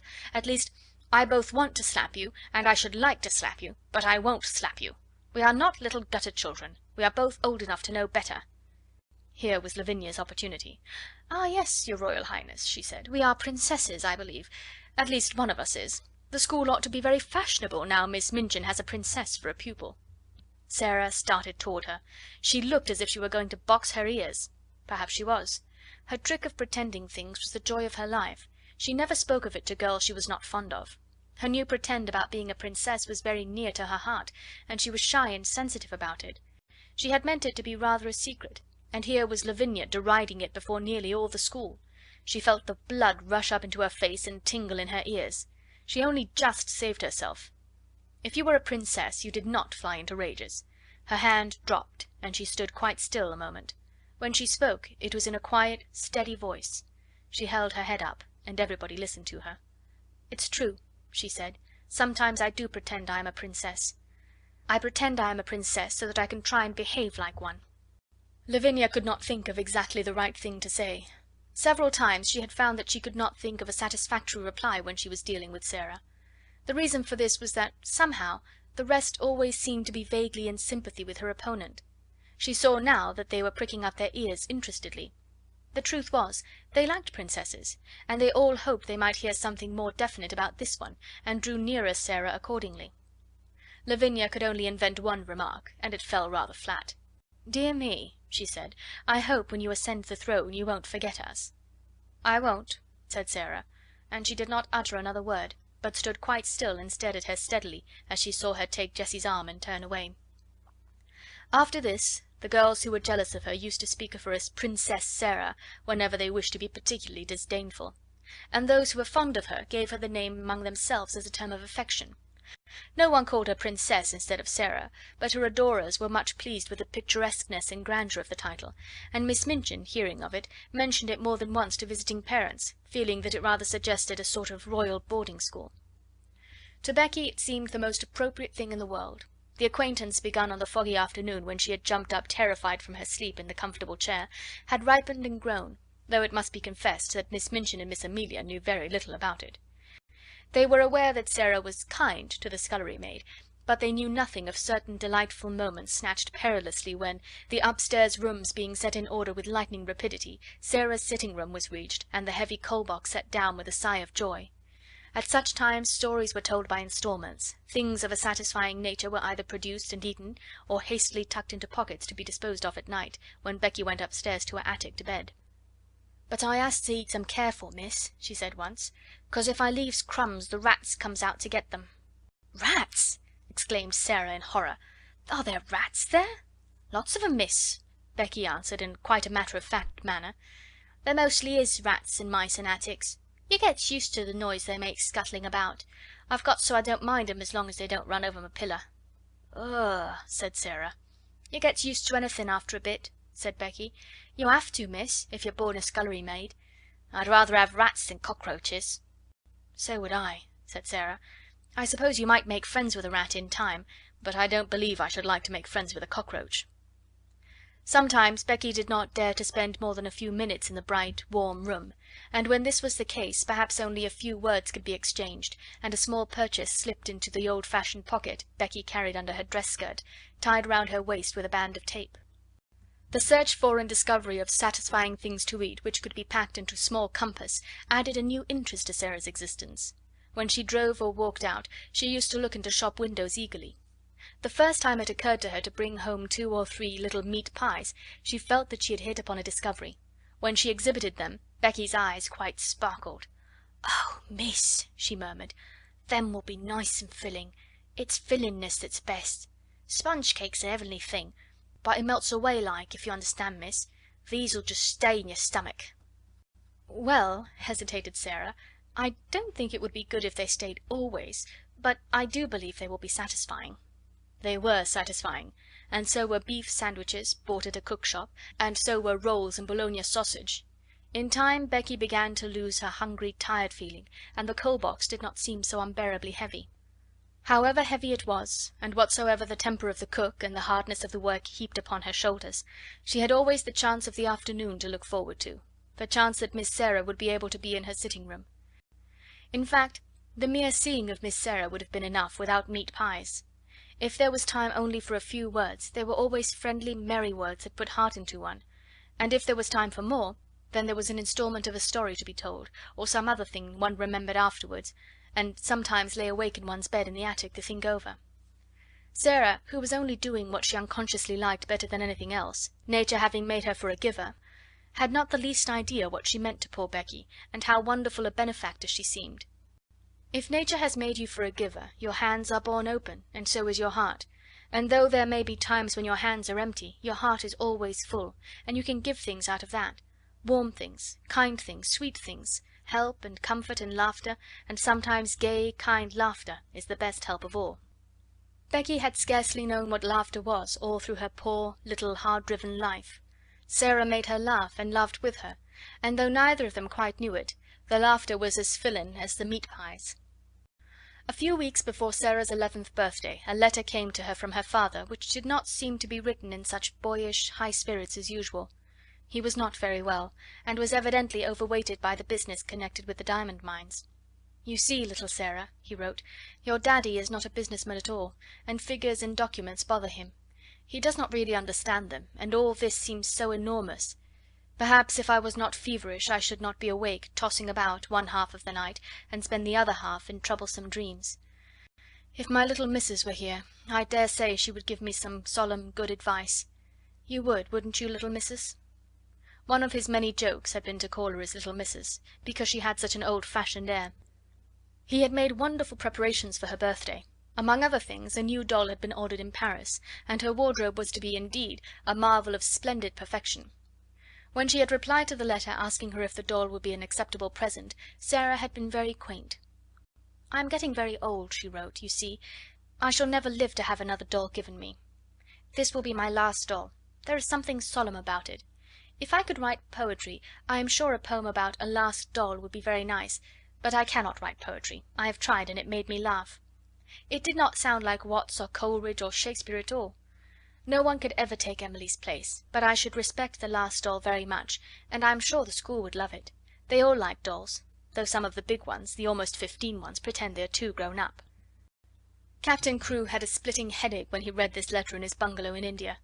The table before him was heaped with papers and letters which were alarming him and filling him with anxious dread, but he laughed as he had not laughed for weeks. "Oh," he said, "she's better fun every year she lives. God grant this business may right itself and leave me free to run home and see her. What wouldn't I give to have her little arms round my neck this minute? What wouldn't I give?" The birthday was to be celebrated by great festivities. The schoolroom was to be decorated, and there was to be a party. The boxes containing the presents were to be opened with great ceremony, and there was to be a glittering feast spread in Miss Minchin's sacred room. When the day arrived, the whole house was in a whirl of excitement. How the morning passed nobody quite knew, because there seemed such preparations to be made. The schoolroom was being decked with garlands of holly, the desks had been moved away, and red covers had been put on the forms which were arrayed around the room against the wall. When Sarah went into her sitting room in the morning, she found on the table a small dumpy package tied up in a piece of brown paper. She knew it was a present, and she thought she could guess whom it came from. She opened it quite tenderly. It was a square pincushion, made of not quite clean red flannel, and black pins had been stuck carefully into it to form the words, "Many happy returns." "Oh," cried Sarah, with a warm feeling in her heart, "what pains she has taken! I like it so, it makes me feel sorrowful." But the next moment she was mystified. On the underside of the pincushion was secured a card bearing in neat letters the name Miss Amelia Minchin. Sarah turned it over and over. "Miss Amelia?" she said to herself. "How can it be?" And just at that very moment she heard the door being cautiously pushed open, and saw Becky peeping round it. There was an affectionate, happy grin on her face, and she shuffled forward and stood nervously pulling at her fingers. "Do you like it, Miss Sarah?" she said. "Do you?" "Like it?" cried Sarah. "You darling Becky, you made it all yourself." Becky gave a hysteric but joyful sniff, and her eyes looked quite moist with delight. "It ain't nothing but flannin, and the flannin ain't new, but I wanted to give you something, and I made it of nights. I knew you could pretend it was satin with diamond pins in. I tried to when I was making it. The card, miss," rather doubtfully, "'twa'n't wrong of me to pick it out of the dustbin, was it? Miss 'Melia throwed it away. I hadn't no card of my own, and I knowed it wouldn't be a proper present if I didn't pin a card on, so I pinned Miss 'Melia's." Sarah flew at her and hugged her. She could not have told herself or anyone else why there was a lump in her throat. "Oh, Becky," she cried out with a queer little laugh, "I love you, Becky, I do, I do." "Oh, miss," breathed Becky, "thank you, miss, kindly. It ain't good enough for that. The flannin wasn't new." End of chapter 6. Chapter 7. The Diamond Mines Again. When Sarah entered the holly-hung schoolroom in the afternoon, she did so as the head of a sort of procession. Miss Minchin, in her grandest silk dress, led her by the hand. A man-servant followed, carrying the box containing the last doll. A housemaid carried a second box, and Becky brought up the rear, carrying a third, and wearing a clean apron and a new cap. Sarah would much have preferred to enter in the usual way, but Miss Minchin had sent for her, and after an interview in her private sitting-room had expressed her wishes. "This is not an ordinary occasion," she said. "I do not desire that it should be treated as one." So Sarah was led grandly in, and felt shy when, on her entry, the big girls stared at her and touched each other's elbows, and the little ones began to squirm joyously in their seats. "Silence, young ladies," said Miss Minchin, at the murmur which arose. "James, place the box on the table and remove the lid. Emma, put yours upon a chair. Becky!" suddenly and severely. Becky had quite forgotten herself in her excitement, and was grinning at Lottie, who was wriggling with rapturous expectation. She almost dropped her box, the disapproving voice so startled her, and her frightened bobbing curtsy of apology was so funny that Lavinia and Jessie tittered.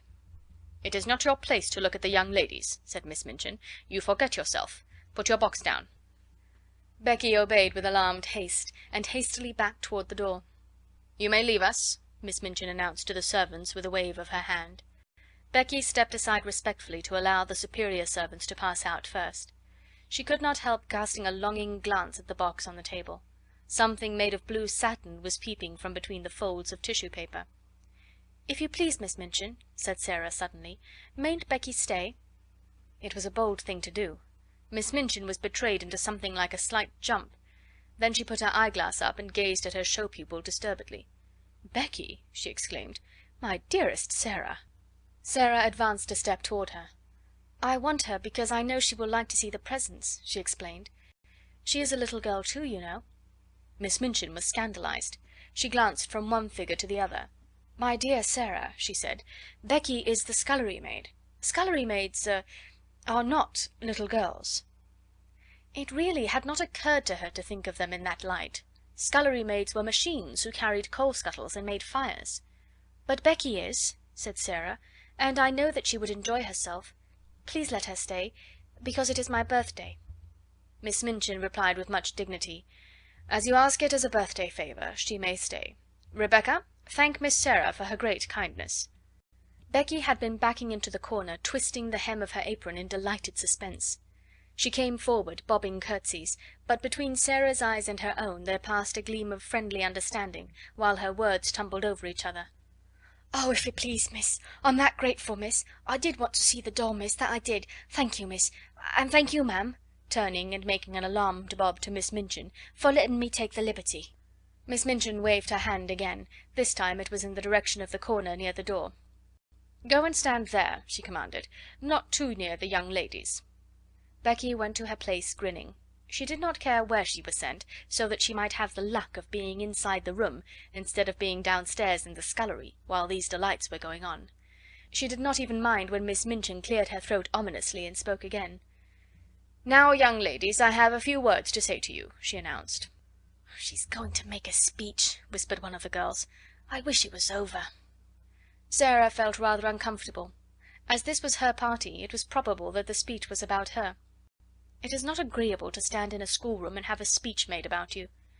"You are aware, young ladies," the speech began, for it was a speech, "that dear Sarah is 11 years old today." "Dear Sarah," murmured Lavinia. "Several of you here have also been 11 years old, but Sarah's birthdays are rather different from other little girls' birthdays. When she is older she will be heiress to a large fortune, which it will be her duty to spend in a meritorious manner." "The diamond mines," giggled Jessie in a whisper. Sarah did not hear her, but as she stood with her green grey eyes fixed steadily on Miss Minchin, she felt herself growing rather hot. When Miss Minchin talked about money, she felt somehow that she always hated her, and of course it was disrespectful to hate grown-up people. "When her dear papa, Captain Crewe, brought her from India and gave her into my care," the speech proceeded, "he said to me in a jesting way, 'I am afraid she will be very rich, Miss Minchin.' My reply was, 'Her education at my seminary, Captain Crewe, shall be such as will adorn the largest fortune.' Sarah has become my most accomplished pupil. Her French and her dancing are a credit to the seminary. Her manners, which have caused you to call her Princess Sarah, are perfect. Her amiability she exhibits by giving you this afternoon's party. I hope you appreciate her generosity. I wish you to express your appreciation of it by saying aloud all together, 'Thank you, Sarah.'" The entire schoolroom rose to its feet, as it had done the morning Sarah remembered so well. "Thank you, Sarah," it said, and it must be confessed that Lottie jumped up and down. Sarah looked rather shy for a moment. She made a curtsy, and it was a very nice one. "Thank you," she said, "for coming to my party." "Very pretty indeed, Sarah," approved Miss Minchin. "That is what a real princess does when the populace applauds her. Lavinia," scathingly, "the sound you just made was extremely like a snort. If you are jealous of your fellow pupil, I beg you will express your feelings in some more ladylike manner. Now I will leave you to enjoy yourselves." The instant she had swept out of the room, the spell her presence always had upon them was broken. The door had scarcely closed before every seat was empty. The little girls jumped or tumbled out of theirs, the older ones wasted no time in deserting theirs. There was a rush toward the boxes. Sarah had bent over one of them with a delighted face. "These are books, I know," she said. The little children broke into a rueful murmur, and Ermengarde looked aghast. "Does your papa send you books for a birthday present?" she exclaimed. "Why, he's as bad as mine. Don't open them, Sarah." "I like them," Sarah laughed, but she turned to the biggest box. When she took out the last doll, it was so magnificent that the children uttered delighted groans of joy, and actually drew back to gaze at it in breathless rapture. "She's almost as big as Lottie," someone gasped. Lottie clapped her hands and danced about, giggling. "She's dressed for the theatre," said Lavinia. "Her cloak is lined with ermine." "Oh!" cried Ermengarde, darting forward. "She has an opera glass in her hand, a blue and gold one." "Here is her trunk," said Sarah. "Let us open it and look at her things." She sat down upon the floor and turned the key. The children crowded clamouring around her as she lifted tray after tray and revealed their contents. Never had the schoolroom been in such an uproar. There were lace collars and silk stockings and handkerchiefs. There was a jewel case containing a necklace and a tiara which looked quite as if they were made of real diamonds. There was a long sealskin and muff, there were ball dresses and walking dresses and visiting dresses, there were hats and tea gowns and fans. Even Lavinia and Jessie forgot that they were too elderly to care for dolls, and uttered exclamations of delight and caught up things to look at them.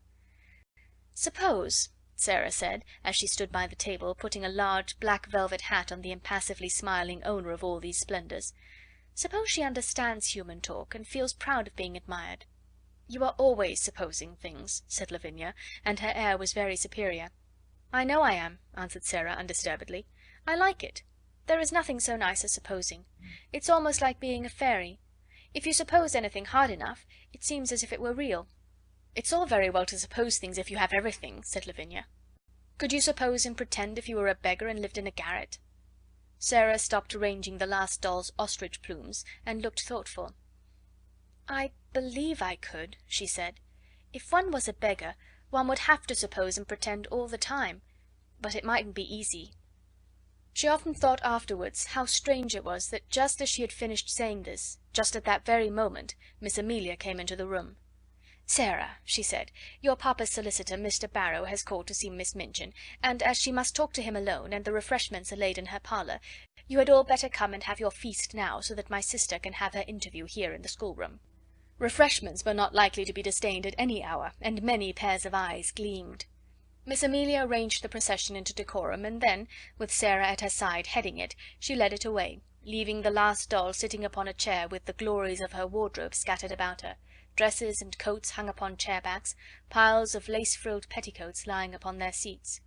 Becky, who was not expected to partake of refreshments, had the indiscretion to linger a moment to look at these beauties. It really was an indiscretion. "Go back to your work, Becky," Miss Amelia had said, but she had stopped to pick up reverently first a muff and then a coat, and while she stood looking at them adoringly, she heard Miss Minchin upon the threshold, and being smitten with terror at the thought of being accused of taking liberties, she rashly darted under the table, which hid her by its tablecloth. Miss Minchin came into the room, accompanied by a sharp-featured, dry little gentleman, who looked rather disturbed. Miss Minchin herself also looked rather disturbed, it must be admitted, and she gazed at the dry little gentleman with an irritated and puzzled expression. She sat down with stiff dignity and waved him to a chair. "Pray be seated, Mr. Barrow," she said. Mr. Barrow did not sit down at once. His attention seemed attracted by the last stall and the things which surrounded her. He settled his eyeglasses and looked at them in nervous disapproval. The last doll herself did not seem to mind this in the least. She merely sat upright and returned his gaze indifferently. £100, Mr. Barrow remarked succinctly. All expensive material, and made at a Parisian modiste's. He spent money lavishly enough, that young man." Miss Minchin felt offended. This seemed to be a disparagement of her best patron, and was a liberty. Even solicitors had no right to take liberties. "I beg your pardon, Mr. Barrow," she said stiffly. "I do not understand." "Birthday presents," said Mr. Barrow in the same critical manner, "to a child 11 years old. Mad extravagance, I call it." Miss Minchin drew herself up still more rigidly. "Captain Crewe is a man of fortune," she said. "The diamond mines alone—" Mr. Barrow wheeled round upon her. "Diamond mines!" he broke out. "There are none. Never were." Miss Minchin actually got up from her chair. "What?" she cried. "What do you mean?" "At any rate," answered Mr. Barrow quite snappishly, "it would have been much better if there never had been any." "Any diamond mines?" ejaculated Miss Minchin, catching at the back of a chair, and feeling as if a splendid dream was fading away from her. "Diamond mines spell ruin oftener than they spell wealth," said Mr. Barrow. "When a man is in the hands of a very dear friend, and is not a businessman himself, he had better steer clear of the dear friend's diamond mines, or gold mines, or any other kind of mines dear friends want his money to put into. The late Captain Crewe—" Here Miss Minchin stopped him with a gasp. "The late Captain Crewe!" she cried out. "The late! You don't mean to tell me that Captain Crewe is—" "He's dead, ma'am," Mr. Barrow answered with jerky brusqueness. "Died of jungle fever and business troubles combined.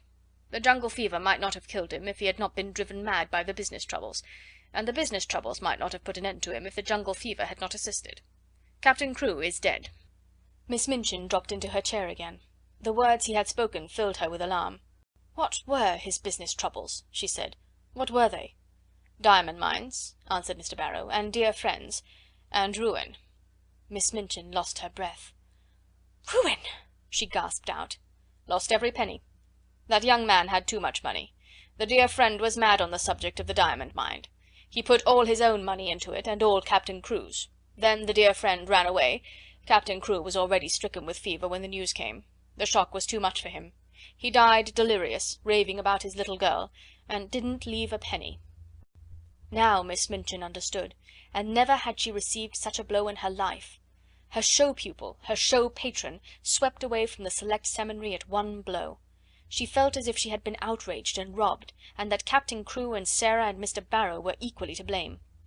"Do you mean to tell me," she cried out, "that he left nothing? That Sarah will have no fortune? That the child is a beggar? That she is left on my hands a little pauper instead of an heiress?" Mr. Barrow was a shrewd businessman, and felt it as well to make his own freedom from responsibility quite clear without any delay.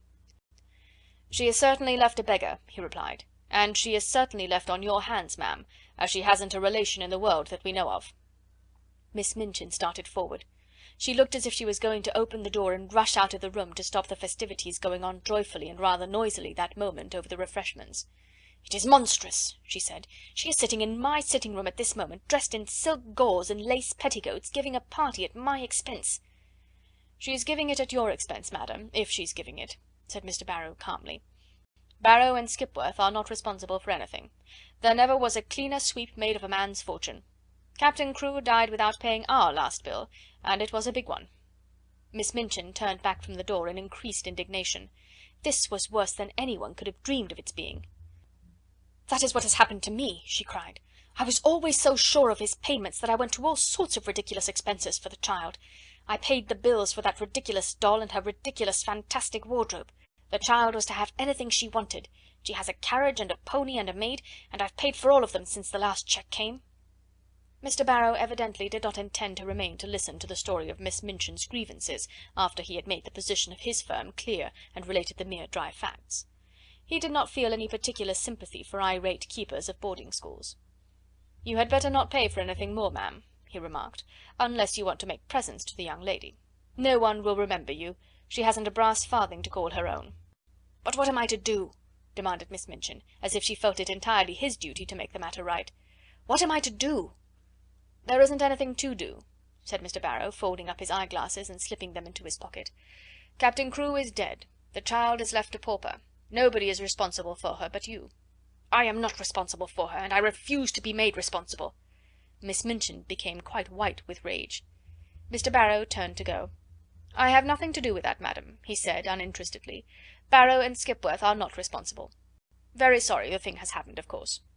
"If you think she is to be foisted off on me, you are greatly mistaken," Miss Minchin gasped. "I have been robbed and cheated. I will turn her into the street." If she had not been so furious, she would have been too discreet to say quite so much. She saw herself burdened with an extravagantly brought up child whom she had always resented, and she lost all self-control. Mr. Barrow undisturbedly moved toward the door. "I wouldn't do that, madam," he commented. "It wouldn't look well.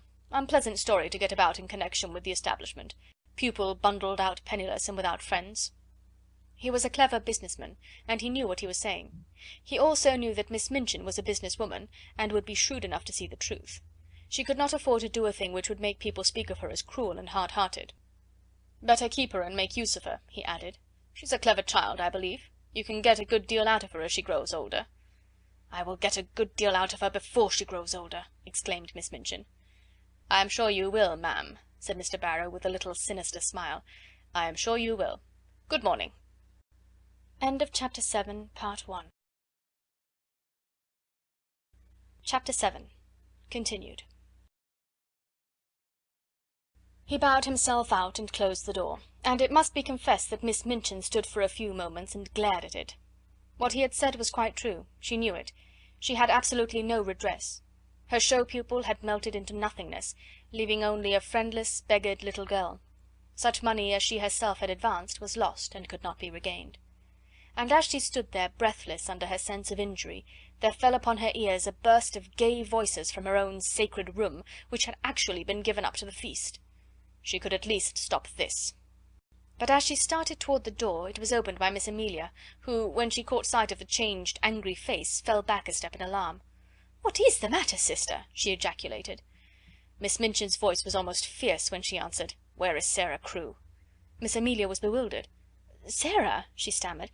"Why, she's with the children in your room, of course." "Has she a black frock in her sumptuous wardrobe?" in bitter irony. "A black frock?" Miss Amelia stammered again. "A black one?" "She has frocks of every other colour. Has she a black one?" Miss Amelia began to turn pale. "No, yes," she said, "but it is too short for her. She has only the old black velvet, and she has outgrown it." "Go and tell her to take off that preposterous pink silk gauze, and put the black one on, whether it is too short or not. She has done with finery." Then Miss Amelia began to wring her fat hands and cry. "Oh, sister!" she sniffed. "Oh, sister, what can have happened?" Miss Minchin wasted no words. "Captain Crewe is dead," she said. "He has died without a penny. That spoiled, pampered, fanciful child is left a pauper on my hands." Miss Amelia sat down quite heavily in the nearest chair. "Hundreds of pounds have I spent on nonsense for her, and I shall never see a penny of it. Put a stop to this ridiculous party of hers. Go and make her change her frock at once." "I?" panted Miss Amelia. "Must I go and tell her now?" "This moment," was the fierce answer.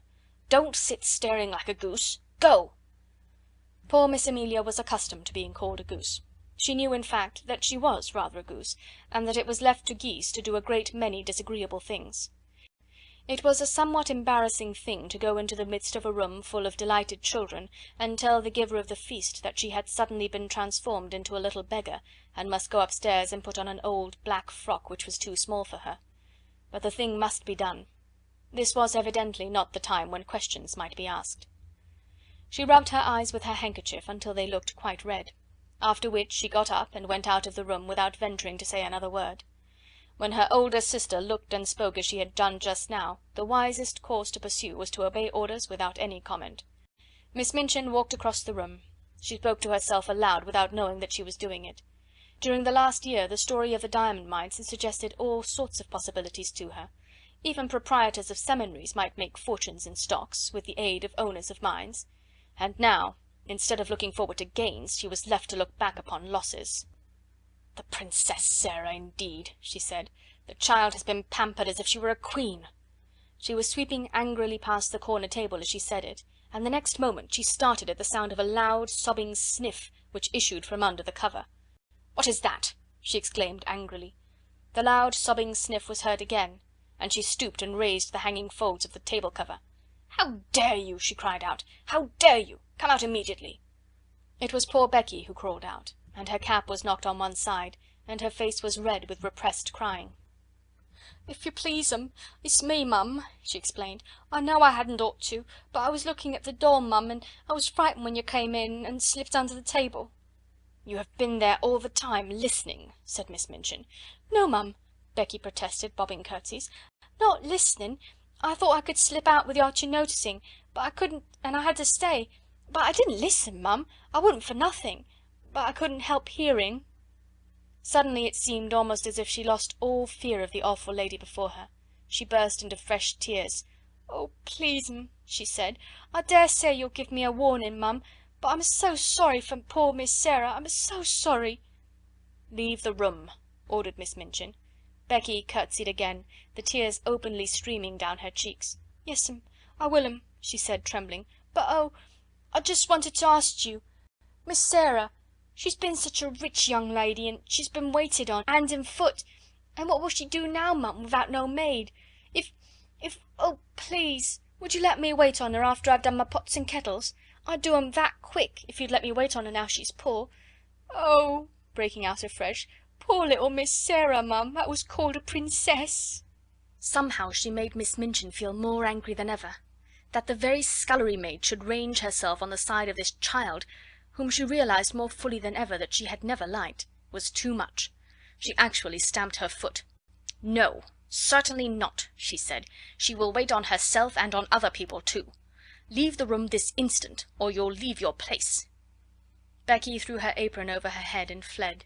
She ran out of the room and down the steps into the scullery, and there she sat down among her pots and kettles, and wept as if her heart would break. "It's exactly like the ones in the stories," she wailed. "Them poor princess ones that was drove into the world." Miss Minchin had never looked quite so still and hard as she did when Sarah came to her a few hours later in response to a message she had sent her. Even by that time it seemed to Sarah as if the birthday party had either been a dream or a thing which had happened years ago, and had happened in the life of quite another little girl.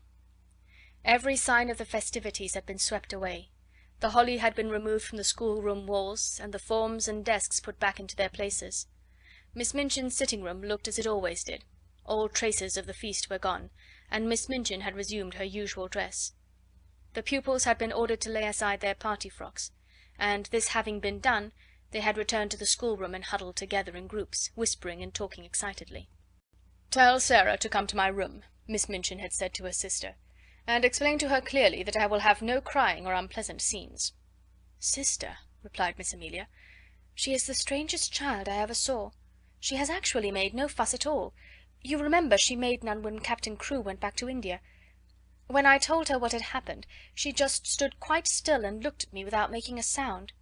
Her eyes seemed to get bigger and bigger, and she went quite pale. When I had finished, she still stood staring for a few seconds, and then her chin began to shake, and she turned round and ran out of the room and upstairs.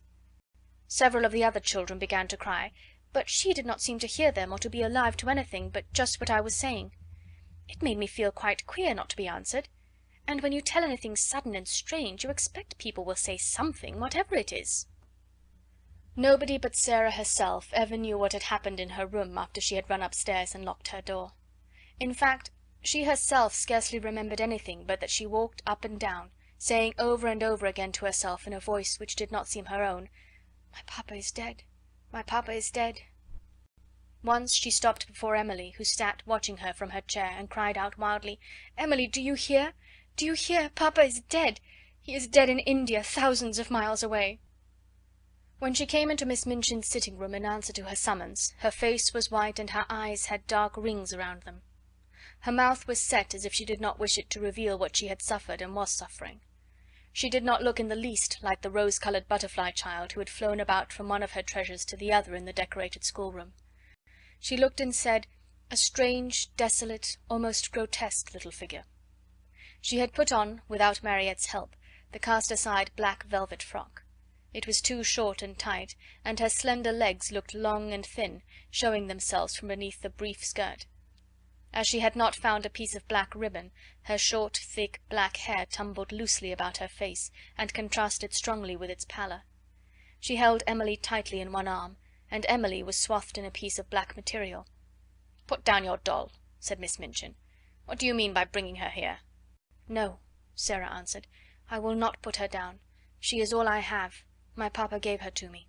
She had always made Miss Minchin feel secretly uncomfortable, and she did so now. She did not speak with rudeness so much as with a cold steadiness with which Miss Minchin felt it difficult to cope, perhaps because she knew she was doing a heartless and inhuman thing. "You will have no time for dolls in future," she said. "You will have to work and improve yourself and make yourself useful." Sarah kept her big, strange eyes fixed on her and said not a word. "Everything will be very different now," Miss Minchin went on. "I suppose Miss Amelia has explained matters to you?" "Yes," answered Sarah. "My papa is dead. He left me no money. I am quite poor." "You are a beggar," said Miss Minchin, her temper rising at the recollection of what all this meant. "It appears that you have no relations and no home, and no one to take care of you." For a moment the thin, pale little face twitched, but Sarah again said nothing. "What are you staring at?" demanded Miss Minchin sharply. "Are you so stupid that you cannot understand? I tell you that you are quite alone in the world, and have no one to do anything for you, unless I choose to keep you here out of charity." "I understand," answered Sarah in a low tone, and there was a sound as if she had gulped down something which rose in her throat. "I understand." "That doll," cried Miss Minchin, pointing to the splendid birthday gift seated near, "that ridiculous doll, with all her nonsensical, extravagant things, I actually paid the bill for her." Sarah turned her head toward the chair. "The last doll," she said. "The last doll." And her little mournful voice had an odd sound. "The last doll, indeed," said Miss Minchin, "and she is mine, not yours. Everything you own is mine." "Please take it away from me, then," said Sarah. "I do not want it." If she had cried and sobbed and seemed frightened, Miss Minchin might almost have had more patience with her. She was a woman who liked to domineer and feel her power, and as she looked at Sarah's pale little steadfast face and heard her proud little voice, she quite felt as if her might was being set at naught. "Don't put on grand airs," she said. "The time for that sort of thing is past. You are not a princess any longer. Your carriage and your pony will be sent away. Your maid will be dismissed. You will wear your oldest and plainest clothes. Your extravagant ones are no longer suited to your station. You are like Becky. You must work for your living." To her surprise, a faint gleam of light came into the child's eyes, a shade of relief. "Can I work?" she said. "If I can work it will not matter so much. What can I do?" "You can do anything you are told," was the answer. "You are a sharp child, and pick up things readily. If you'll make yourself useful I may let you stay here. You speak French well, and you can help with the younger children." "May I?" exclaimed Sarah. "Oh, please let me. I know I can teach them. I like them, and they like me." "Don't talk nonsense about people liking you," said Miss Minchin. "You will have to do more than teach the little ones. You will run errands and help in the kitchen as well as in the schoolroom. If you don't please me you will be sent away. Remember that. Now go." Sarah stood still just a moment, looking at her. In her young soul she was thinking deep and strange things. Then she turned to leave the room. "Stop," said Miss Minchin. "Don't you intend to thank me?" Sarah paused, and all the deep strange thoughts surged up in her breast. "What for?" she said. "For my kindness to you," replied Miss Minchin. "For my kindness in giving you a home." Sarah made 2 or 3 steps toward her. Her thin little chest heaved up and down, and she spoke in a strange, unchildishly fierce way. "You are not kind," she said. "You are not kind, and it is not a home." And she had turned and run out of the room before Miss Minchin could stop her, or do anything but stare after her with stony anger. She went up the stairs slowly, but panting for breath, and she held Emily tightly against her side. "I wish she could talk," she said to herself. "If she could speak, if she could speak." She meant to go to her room and lie down on the tiger skin, with her cheek upon the great cat's head, and look into the fire and think and think and think. But just before she reached the landing Miss Amelia came out of the door and closed it behind her, and stood before it looking nervous and awkward. The truth was that she felt secretly ashamed of the thing she had been ordered to do. You are not to go in there," she said. "Not go in?" exclaimed Sarah, and she fell back a pace. "That is not your room now. Miss Amelia answered, reddening a little. Somehow, all at once, Sarah understood. She realized that this was the beginning of the change Miss Minchin had spoken of. "Where is my room?" she asked, hoping very much that her voice did not shake. "You are to sleep in the attic, next to Becky." Sarah knew where it was. Becky had told her about it. She turned and mounted up 2 flights of stairs.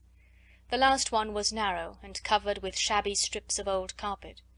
She felt as if she were walking away, and leaving far behind her the world in which that other child, who no longer seemed herself, had lived. This child, in her short, tight old frock, climbing the stairs to the attic, was quite a different creature. When she reached the attic door and opened it, her heart gave a dreary little thump. Then she shut the door and stood against it and looked about her. Yes, this was another world. The room had a slanting roof and was whitewashed. The whitewash was dingy and had fallen off in places. There was a rusty grate, an old iron bedstead, and a hard bed covered with a faded coverlet. Some pieces of furniture too much worn to be used downstairs had been sent up. Under the skylight in the roof, which showed nothing but an oblong piece of dull grey sky, there stood an old battered red footstool. Sarah went to it and sat down. She seldom cried. She did not cry now. She laid Emily across her knees, and put her face down upon her and her arms around her, and sat there, her little black head resting on the black draperies, not saying one word, not making one sound.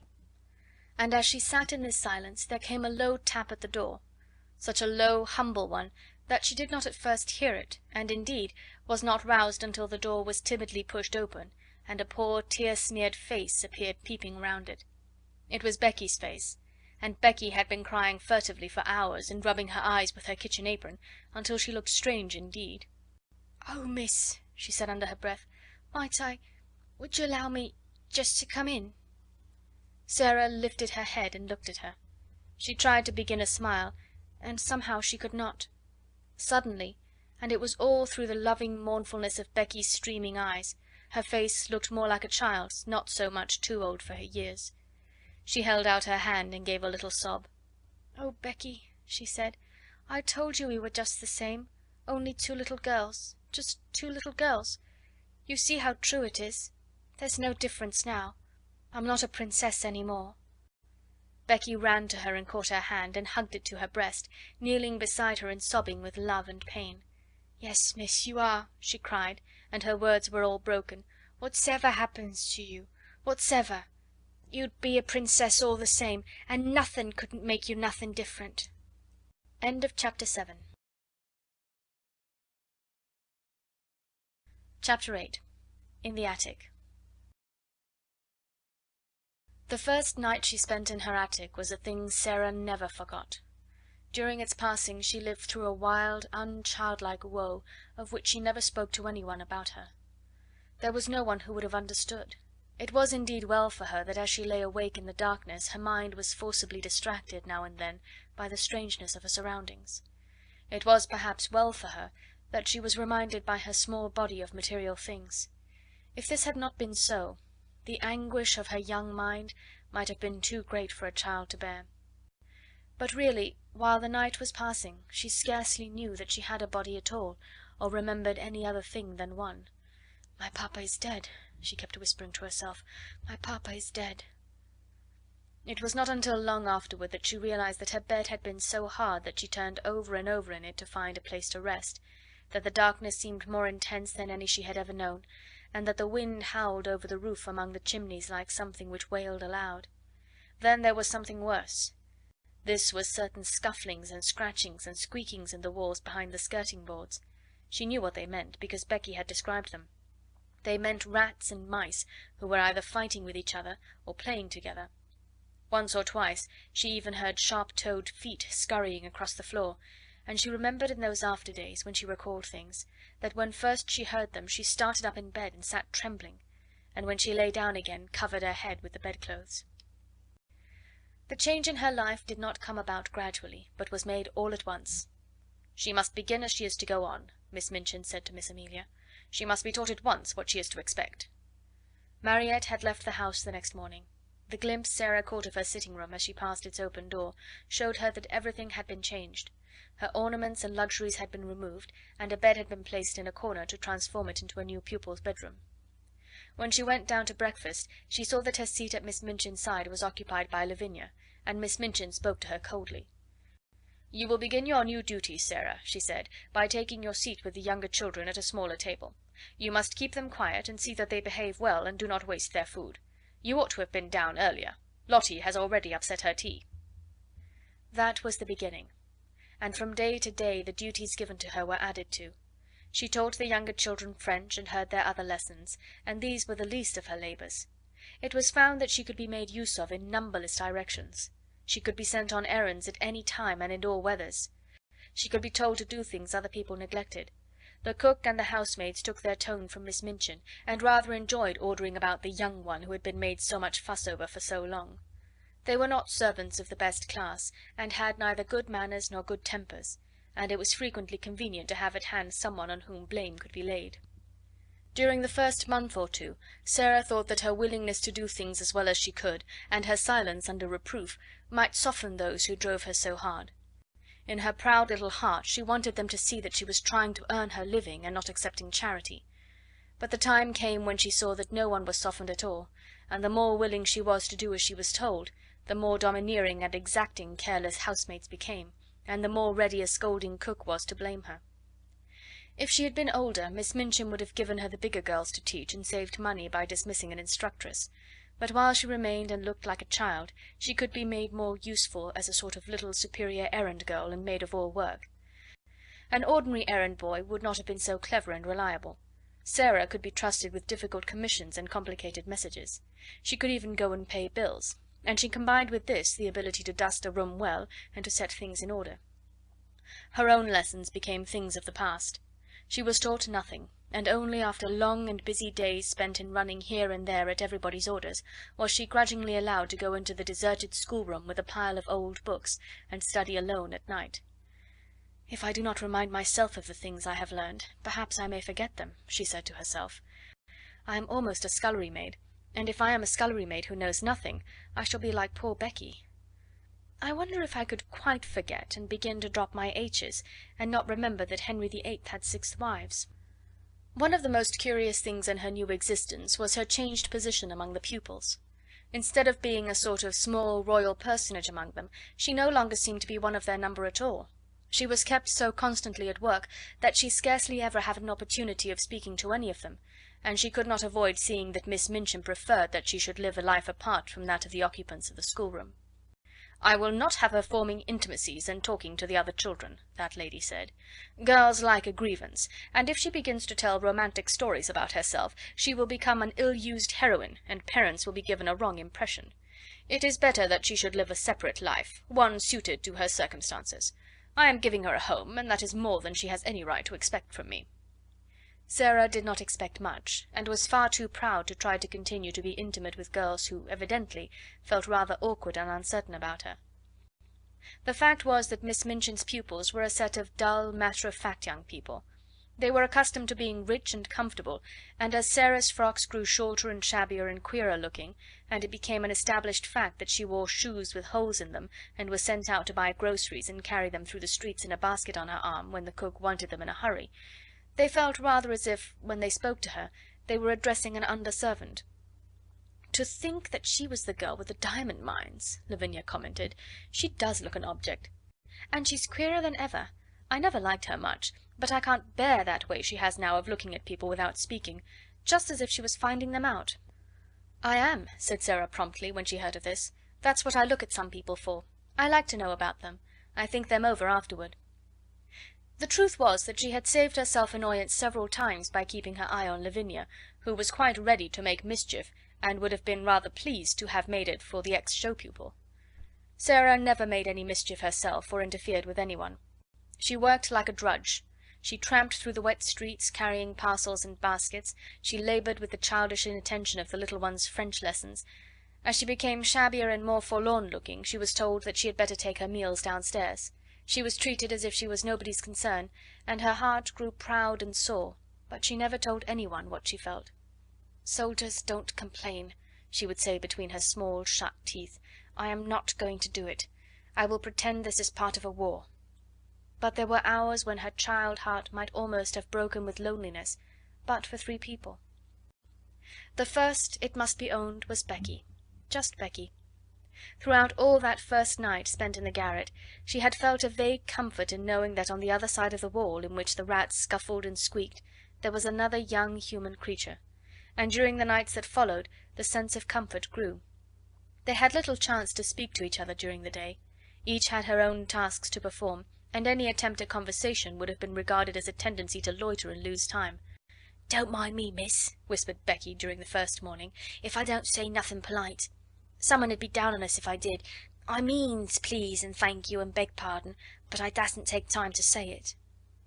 But before daybreak she used to slip into Sarah's attic and button her dress and give her such help as she required before she went downstairs to light the kitchen fire.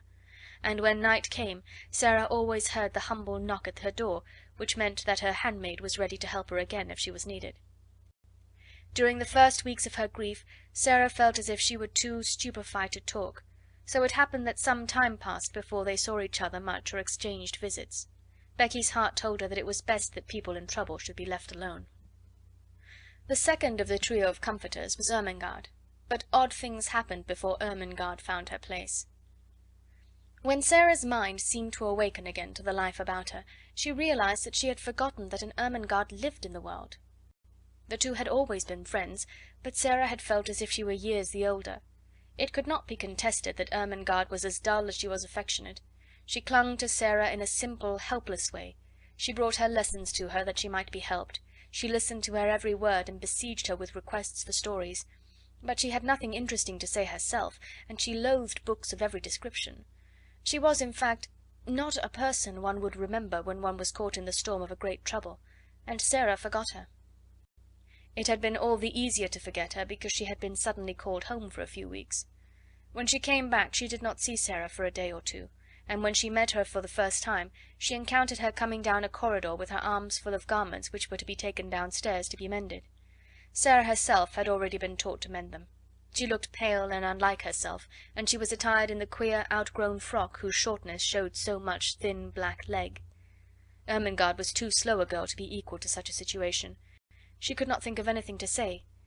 She knew what had happened, but somehow she had never imagined Sarah could look like this, so odd and poor, and almost like a servant. It made her quite miserable, and she could do nothing but break into a short hysterical laugh and exclaim, aimlessly and as if without any meaning, "Oh, Sarah, is that you?" "Yes," answered Sarah, and suddenly a strange thought passed through her mind and made her face flush. She held the pile of garments in her arms, and her chin rested upon the top of it to keep it steady. Something in the look of her straight, gazing eyes made Ermengarde lose her wits still more. She felt as if Sarah had changed into a new kind of girl, and she had never known her before. Perhaps it was because she had suddenly grown poor, and had to mend things and work like Becky. "Oh," she stammered, how are you?" "I don't know," Sarah replied. "How are you?" I'm quite well," said Ermengarde, overwhelmed with shyness. Then, spasmodically, she thought of something to say which seemed more intimate. Are you very unhappy?" she said in a rush. Then Sarah was guilty of an injustice. Just at that moment her torn heart swelled within her, and she felt that if any one was as stupid as that, one had better get away from her. "What do you think?" she said. "Do you think I am very happy?" And she marched past her without another word. In course of time she realized that if her wretchedness had not made her forget things, she would have known that poor, dull Ermengarde was not to be blamed for her unready, awkward ways. She was always awkward, and the more she felt, the more stupid she was given to being. But the sudden thought which had flashed upon her had made her over-sensitive. "She is like the others," she had thought. "She does not really want to talk to me. She knows no one does." So for several weeks a barrier stood between them. When they met by chance Sarah looked the other way, and Ermengarde felt too stiff and embarrassed to speak. Sometimes they nodded to each other in passing, but there were times when they did not even exchange a greeting. "If she would rather not talk to me," Sarah thought, "I will keep out of her way. Miss Minchin makes that easy enough." Miss Minchin made it so easy that at last they scarcely saw each other at all. At that time it was noticed that Ermengarde was more stupid than ever, and that she looked listless and unhappy. She used to sit in the window seat, huddled in a heap, and stare out of the window without speaking. Once Jessie, who was passing, stopped to look at her curiously. "What are you crying for, Ermengarde?" she asked. "I'm not crying," answered Ermengarde in a muffled, unsteady voice. "You are," said Jessie. "A great big tear just rolled down the bridge of your nose and dropped off at the end of it. And there goes another." "Well," said Ermengarde, "I'm miserable, and no one need interfere," and she turned her plump back and took out her handkerchief and boldly hid her face in it. That night, when Sarah went to her attic, she was later than usual. She had been kept at work until after the hour at which the pupils went to bed, and after that she had gone to her lessons in the lonely schoolroom. When she reached the top of the stairs she was surprised to see a glimmer of light coming from under the attic door. "Nobody goes there but myself," she thought quickly, "but someone has lighted a candle." Someone had indeed lighted a candle, and it was not burning in the kitchen candlestick she was expected to use, but in one of those belonging to the pupils' bedrooms. The someone was sitting upon the battered footstool, and was dressed in her nightgown and wrapped up in a red shawl. It was Ermengarde. "Ermengarde!" cried Sarah. She was so startled that she was almost frightened. "You will get into trouble." Ermengarde stumbled up from her footstool. She shuffled across the attic in her bedroom slippers, which were too large for her. Her eyes and nose were pink with crying. "I know I shall, if I'm found out," she said, "but I don't care. I don't care a bit. Oh, Sarah, please tell me. What is the matter? Why don't you like me any more?" Something in her voice made the familiar lump rise in Sarah's throat. It was so affectionate and simple, so like the old Ermengarde who had asked her to be best friends. It sounded as if she had not meant what she had seemed to mean during these past weeks. "I do like you," Sarah answered. "I thought... You see, everything is different now. I thought you were different." Ermengarde opened her wet eyes wide. "Why, it was you who were different," she cried. "You didn't want to talk to me. I didn't know what to do. It was you who were different after I came back." Sarah thought a moment. She saw she had made a mistake. "I am different," she explained, "though not in the way you think. Miss Minchin does not want me to talk to the girls. Most of them don't want to talk to me. I thought perhaps you didn't, so I tried to keep out of your way." "Oh, Sarah!" Ermengarde almost wailed in her reproachful dismay. And then, after one more look, they rushed into each other's arms. It must be confessed that Sarah's small black head lay for some minutes on the shoulder covered by the red shawl. When Ermengarde had seemed to desert her, she had felt horribly lonely. Afterward they sat down upon the floor together, Sarah clasping her knees with her arms, and Ermengarde rolled up in her shawl. Ermengarde looked at the odd, big-eyed little face adoringly. "I couldn't bear it any more," she said. "I dare say you could live without me, Sarah, but I couldn't live without you. I was nearly dead. So tonight, when I was crying under the bedclothes, I thought all at once of creeping up here and just begging you to let us be friends again." "You're nicer than I am," said Sarah. "I was too proud to try and make friends. You see, now that trials have come, they have shown that I am not a nice child. I was afraid they would. Perhaps," wrinkling her forehead wisely, "that is what they were sent for." "I don't see any good in them," said Ermengarde stoutly. "Neither do I, to speak the truth," admitted Sarah frankly. "But I suppose there might be good in things, even if we don't see it. There might," doubtfully, "be good in Miss Minchin." Ermengarde looked round the attic with a rather fearsome curiosity. "Sarah," she said, "do you think you can bear living here?" Sarah looked round also. "If I pretend it's quite different, I can," she answered. "Or if I pretend it is a place in a story." She spoke slowly. Her imagination was beginning to work for her. It had not worked for her at all since her troubles had come upon her. She had felt as if it had been stunned. "Other people have lived in worse places. Think of the Count of Monte Cristo in the dungeons of the Chateau d'If, and think of the people in the Bastille." "The Bastille!" half whispered Ermengarde, watching her and beginning to be fascinated. She remembered stories of the French Revolution which Sarah had been able to fix in her mind by her dramatic relation of them. No one but Sarah could have done it. A well-known glow came into Sarah's eyes. "Yes," she said, hugging her knees, "that will be a good place to pretend about. I am a prisoner in the Bastille. I have been here for years and years and years, and everybody has forgotten about me." Miss Minchin is the jailer, and Becky," a sudden light adding itself to the glow in her eyes, "Becky is the prisoner in the next cell." She turned to Ermengarde, looking quite like the old Sarah. "I shall pretend that," she said, "and it will be a great comfort." Ermengarde was at once enraptured and awed. "And will you tell me all about it?" she said. "May I creep up here at night whenever it is safe, and hear the things you have made up in the day? It will seem as if we were more best friends than ever." "Yes," answered Sarah, nodding. "Adversity tries people, and mine has tried you and proved how nice you are." End of chapter 8. Chapter 9. Melchisedec. The third person in the trio was Lottie. She was a small thing, and did not know what adversity meant, and was much bewildered by the alteration she saw in her young adopted mother. She had heard it rumoured that strange things had happened to Sarah, but she could not understand why she looked different, why she wore an old black frock and came into the schoolroom only to teach, instead of to sit in her place of honour and learn lessons herself. There had been much whispering among the little ones when it had been discovered that Sarah no longer lived in the rooms in which Emily had so long sat in state. Lottie's chief difficulty was that Sarah said so little when one asked her questions. At 7, mysteries must be made very clear if one is to understand them. "Are you very poor now, Sarah?" she had asked confidentially the first morning her friend took charge of the small French class. "Are you as poor as a beggar?" She thrust a fat hand into the slim one, and opened round, tearful eyes. "I don't want you to be as poor as a beggar."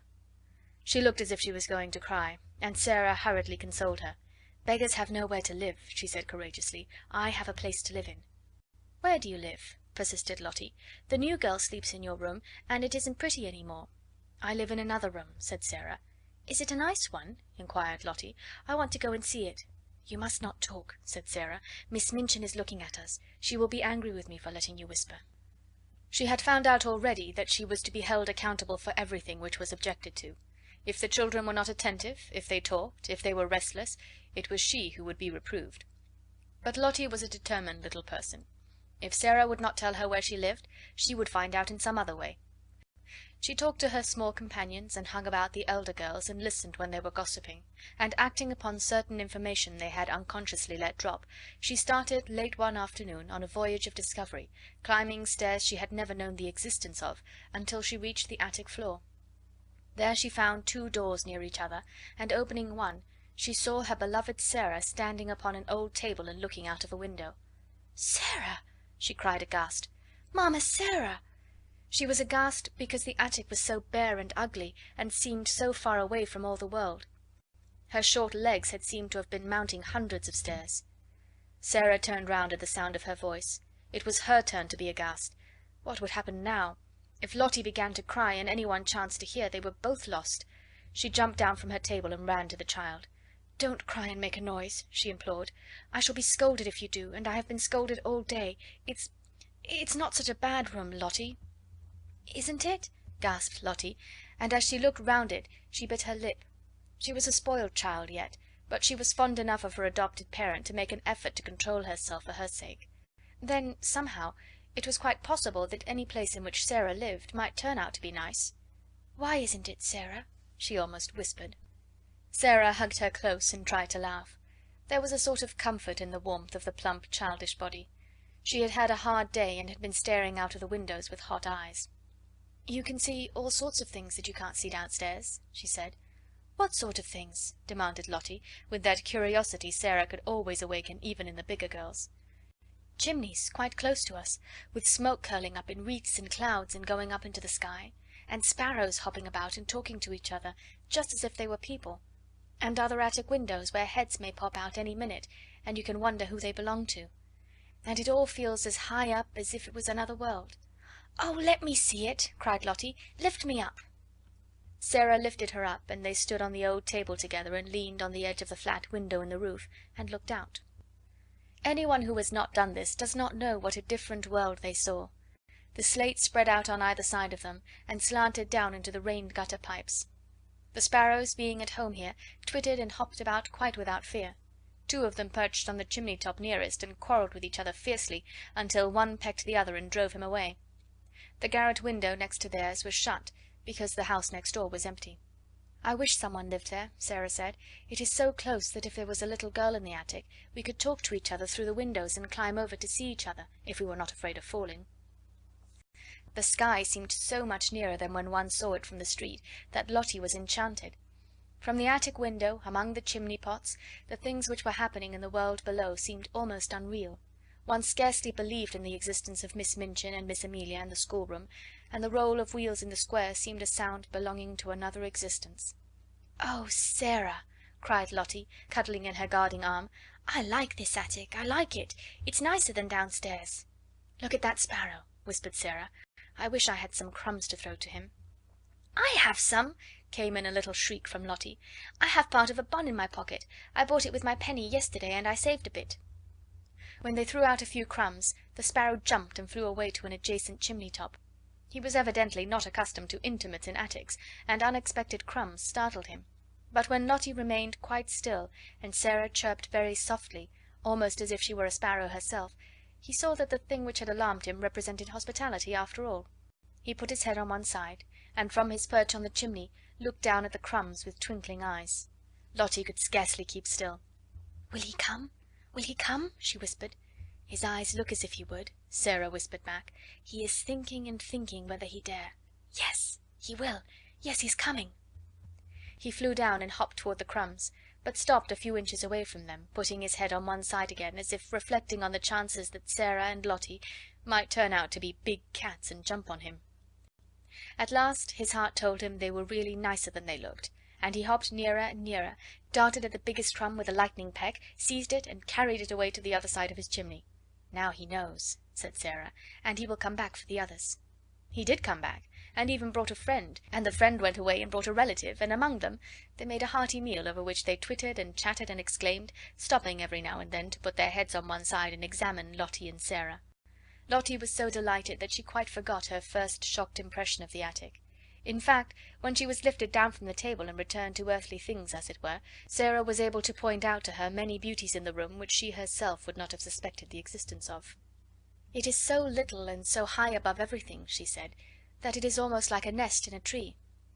The slanting ceiling is so funny. See, you can scarcely stand up at this end of the room, and when the morning begins to come I can lie in bed and look right up into the sky through that flat window in the roof. It is like a square patch of light. If the sun is going to shine, little pink clouds float about, and I feel as if I could touch them, and if it rains, the drops patter and patter as if they were saying something nice.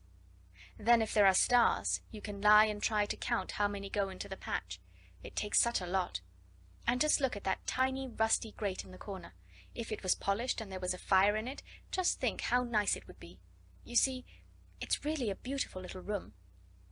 She was walking around the small place, holding Lottie's hand and making gestures which described all the beauties she was making herself see. She quite made Lottie see them too. Lottie could always believe in the things Sarah made pictures of. "You see," she said, "there could be a thick, soft blue Indian rug on the floor, and in that corner there could be a soft little sofa with cushions to curl up on, and just over it could be a shelf full of books, so that one could reach them easily, and there could be a fur rug before the fire, and hangings on the wall to cover up the whitewash and pictures. They would have to be little ones, but they could be beautiful, and there could be a lamp with a deep rose-coloured shade, and a table in the middle with things to have tea with, and a little fat copper kettle singing on the hob, and the bed could be quite different. It could be made soft and covered with a lovely silk coverlet. It could be beautiful. And perhaps we could coax the sparrows until we made such friends with them that they would come and peck at the window and ask to be let in." "Oh, Sarah!" cried Lottie, "I should like to live here." When Sarah had persuaded her to go downstairs again, and, after setting her on her way, had come back into her attic, she stood in the middle of it and looked about her. The enchantment of her imaginings for Lottie had died away. The bed was hard and covered with its dingy quilt. The whitewashed wall showed its broken patches, the floor was cold and bare, the grate was broken and rusty, and the battered footstool, tilted sideways on its injured leg, the only seat in the room. She sat down on it for a few minutes and let her head drop in her hands. The mere fact that Lottie had come and gone away again made things seem a little worse, just as perhaps prisoners feel a little more desolate after visitors come and go, leaving them behind. "It's a lonely place," she said. "Sometimes it's the loneliest place in the world." She was sitting in this way when her attention was attracted by a slight sound near her. She lifted her head to see where it came from, and if she had been a nervous child she would have left her seat on the battered footstool in a great hurry. A large rat was sitting up on his hind quarters and sniffing the air in an interested manner. Some of Lottie's crumbs had dropped upon the floor, and their scent had drawn him out of his hole. He looked so queer, and so like a grey-whiskered dwarf or gnome, that Sarah was rather fascinated. He looked at her with his bright eyes as if he were asking a question. He was evidently so doubtful that one of the child's queer thoughts came into her mind. "I dare say it's rather hard to be a rat," she mused. "Nobody likes you. People jump and run away and scream out, 'Oh, a horrid rat!' I shouldn't like people to scream and jump and say, 'Oh, a horrid Sarah!' the moment they saw me, and set traps for me and pretend they were dinner. It's so different to be a sparrow. But nobody asked this rat if he wanted to be a rat when he was made. Nobody said, 'Wouldn't you rather be a sparrow?'" She had sat so quietly that the rat had begun to take courage. He was very much afraid of her, but perhaps he had a heart like the sparrow, and it told him that she was not a thing which pounced. He was very hungry. He had a wife and a large family in the wall, and they had had frightfully bad luck for several days. He had left the children crying bitterly, and felt he would risk a good deal for a few crumbs, so he cautiously dropped upon his feet. "Come on," said Sarah. "I'm not a trap. You can have them, poor thing. Prisoners in the Bastille used to make friends with rats. Suppose I make friends with you." How it is that animals understand things I do not know, but it is certain that they do understand. Perhaps there is a language which is not made of words, and everything in the world understands it. Perhaps there is a soul hidden in everything, and it can always speak, without even making a sound, to another soul. But whatsoever the reason, the rat knew from that moment that he was safe, even though he was a rat. He knew that this young human being sitting on the red footstool would not jump up and terrify him with wild sharp noises, or throw heavy objects at him which, if they did not fall and crush him, would send him limping in his scurry back to his hole. He was really a very nice rat, and did not mean the least harm. When he had stood on his hind legs and sniffed the air, with his bright eyes fixed on Sarah, he had hoped that she would understand this, and would not begin by hating him as an enemy. When the mysterious thing which speaks without saying any words told him that she would not, he went softly toward the crumbs and began to eat them. As he did it, he glanced every now and then at Sarah, just as the sparrows had done, and his expression was so very apologetic that it touched her heart. She sat and watched him without making any movement. One crumb was very much larger than the others. In fact, it could scarcely be called a crumb. It was evident that he wanted that piece very much, but it lay quite near the footstool, and he was still rather timid. "I believe he wants it to carry to his family in the war," Sarah thought. "If I do not stir at all, perhaps he will come and get it." She scarcely allowed herself to breathe, she was so deeply interested. The rat shuffled a little nearer, and ate a few more crumbs. Then he stopped and sniffed delicately, giving a side glance at the occupant of the footstool. Then he darted at the piece of bun with something very like the sudden boldness of a sparrow, and the instant he had possession of it he fled back to the wall, slipped down a crack in the skirting board, and was gone. "I knew he wanted it for his children," said Sarah. "I do believe I could make friends with him." A week or so afterward, on one of the rare nights when Ermengarde found it safe to steal up to the attic, when she tapped on the door with the tips of her fingers, Sarah did not come to her for 2 or 3 minutes. There was, indeed, such a silence in the room at first that Ermengarde wondered if she could have fallen asleep. Then, to her surprise, she heard her utter a low little laugh and speak coaxingly to someone. "There," Ermengarde heard her say, "take it and go home, Melchisedec. Go home to your wife." Almost immediately Sarah opened the door, and when she did so she found Ermengarde standing with alarmed eyes upon the threshold. Who are you talking to, Sarah?" she gasped out. Sarah drew her in cautiously, but she looked as if something pleased and amused her. "You must promise not to be frightened, not to scream the least bit, or I can't tell you," she answered. Ermengarde felt almost inclined to scream on the spot, but managed to control herself. She looked all round the attic and saw no one, and yet Sarah had certainly been speaking to someone. She thought of ghosts. "Is it something that will frighten me?" she asked timorously. "Some people are afraid of them," said Sarah. "I was at first, but I am not now." "Was it a ghost?" quaked Ermengarde. "No," said Sarah, laughing. "It was my rat." Ermengarde made one bound and landed in the middle of the little dingy bed. She tucked her feet under her nightgown and the red shawl. She did not scream, but she gasped with fright. "Oh, oh!" she cried under her breath. "A rat! A rat!" "I was afraid you would be frightened," said Sarah, "but you needn't be. I am making him tame. He actually knows me and comes out when I call him. Are you too frightened to want to see him?" The truth was that as the days had gone on, and with the aid of scraps brought up from the kitchen, her curious friendship had developed, and she had gradually forgotten that the timid creature she was becoming familiar with was a mere rat. At first Ermengarde was too much alarmed to do anything but huddle in a heap upon the bed and tuck up her feet, but the sight of Sarah's composed little countenance, and the story of Melchisedec's first appearance, began at last to rouse her curiosity, and she leaned forward over the edge of the bed and watched Sarah go and kneel down by the hole in the skirting board. He won't run out quickly and jump on the bed, will he?" she said. "No," answered Sarah. "He's as polite as we are. He is just like a person. Now watch." She began to make a low whistling sound, so low and coaxing that it could only have been heard in entire stillness. She did it several times, and looked entirely absorbed in it. Ermengarde thought she looked as if she were working a spell.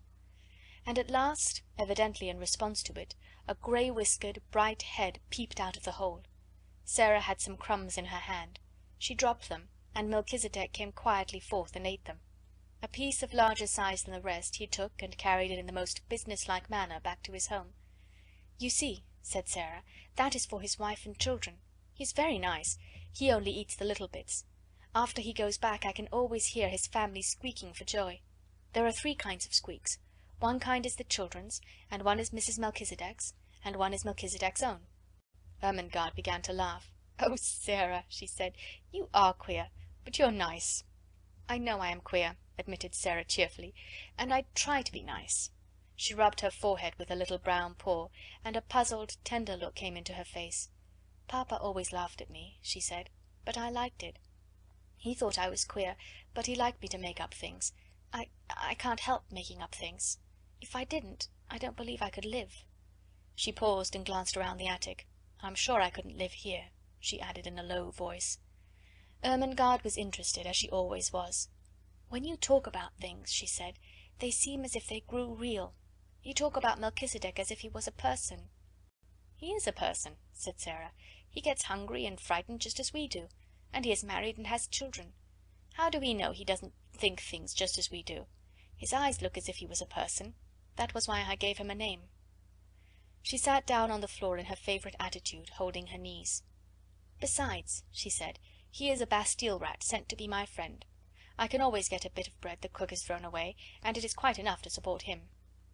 "Is it the Bastille yet?" asked Ermengarde eagerly. "Do you always pretend it is the Bastille?" "Nearly always," answered Sarah. "Sometimes I try to pretend it is another kind of place, but the Bastille is generally easiest, particularly when it's cold." Just at that moment Ermengarde almost jumped off the bed, she was so startled by a sound she heard. It was like 2 distinct knocks on the wall. "What is that?" she exclaimed. Sarah got up from the floor and answered quite dramatically, "It is the prisoner in the next cell." "Becky!" cried Ermengarde, enraptured. "Yes," said Sarah. "Listen. The 2 knocks meant, 'Prisoner, are you there?' She knocked 3 times on the wall herself, as if in answer. That means, 'Yes, I am here and all is well.' 4 knocks came from Becky's side of the wall. That means," explained Sarah, "'Then, fellow sufferer, we will sleep in peace. Good night.'" Ermengarde quite beamed with delight. "Oh, Sarah," she whispered joyfully, "it is like a story." "It is a story," said Sarah. "Everything's a story. You are a story, I am a story, Miss Minchin is a story." And she sat down again and talked until Ermengarde forgot that she was a sort of escaped prisoner herself, and had to be reminded by Sarah that she could not remain in the Bastille all night, but must steal noiselessly downstairs again and creep back into her deserted bed. End of chapter 9. Chapter 10. The Indian Gentleman. But it was a perilous thing for Ermengarde and Lottie to make pilgrimages to the attic. They could never be quite sure when Sarah would be there, and they could scarcely ever be certain that Miss Amelia would not make a tour of inspection through the bedrooms after the pupils were supposed to be asleep. So their visits were rare ones, and Sarah lived a strange and lonely life. It was a lonelier life when she was downstairs than she was in her attic. She had no one to talk to, and when she was sent out on errands and walked through the streets, a forlorn little figure carrying a basket or a parcel, trying to hold her hat on when the wind was blowing, and feeling the water soak through her shoes when it was raining, she felt as if the crowds hurrying past her made her loneliness greater. When she had been the Princess Sarah, driving through the streets in her brougham, or walking attended by Mariette, the sight of her bright, eager little face and picturesque coats and hats had often caused people to look after her. A happy, beautifully cared for little girl naturally attracts attention. Shabby, poorly dressed children are not rare enough and pretty enough to make people turn round and look at them and smile. No one looked at Sarah in these days, and no one seemed to see her as she hurried along the crowded pavements. She had begun to grow very fast, and as she was dressed only in such clothes as the plainer remnants of her wardrobe would supply, she knew she looked very queer indeed. All her valuable garments had been disposed of, and such as had been left for her use she was expected to wear so long as she could put them on at all. Sometimes when she passed a shop window with a mirror in it, she almost laughed outright on catching a glimpse of herself, and sometimes her face went red and she bit her lip and turned away. In the evening, when she passed houses whose windows were lighted up, she used to look into the warm rooms and amuse herself by imagining things about the people she saw sitting before the fires or about the tables. It always interested her to catch glimpses of rooms before the shutters were closed. There were several families in the square in which Miss Minchin lived, with which she had become quite familiar in a way of her own. The one she liked best she called the Large Family. She called it the Large Family, not because the members of it were big, for indeed most of them were little, but because there were so many of them. There were 8 children in the Large Family, and a stout rosy mother, and a stout rosy father, and a stout rosy grandmother, and any number of servants. The 8 children were always either being taken out to walk or to ride in perambulators by comfortable nurses, or they were going to drive with their mamma, or they were flying to the door in the evening to meet their papa and kiss him and dance around him and drag off his overcoat and look in the pockets for packages, or they were crowding about the nursery windows and looking out and pushing each other and laughing. In fact, they were always doing something enjoyable and suited to the tastes of a large family. Sarah was quite fond of them, and had given them names out of books, quite romantic names. She called them the Montmorencys, when she did not call them the Large Family. The fat, fair baby with the lace cap was Ethelberta Beauchamp Montmorency. The next baby was Violet Cholmondeley Montmorency. The little boy who could just stagger and who had such round legs was Sidney Cecil Vivian Montmorency, and then came Lilian Evangeline Maud Marian, Rosalind Gladys, Guy Clarence, Veronica Eustacia, and Claude Harold Hector. One evening a very funny thing happened, though perhaps in one sense it was not a funny thing at all. Several of the Montmorencys were evidently going to a children's party, and just as Sarah was about to pass the door, they were crossing the pavement to get into the carriage which was waiting for them. Veronica Eustacia and Rosalind Gladys, in white lace frocks and lovely sashes, had just got in, and Guy Clarence, aged 5, was following them. He was such a pretty fellow, and had such rosy cheeks and blue eyes, and such a darling little round head covered with curls, that Sarah forgot her basket and shabby cloak altogether, in fact, forgot everything but that she wanted to look at him for a moment. So she paused and looked.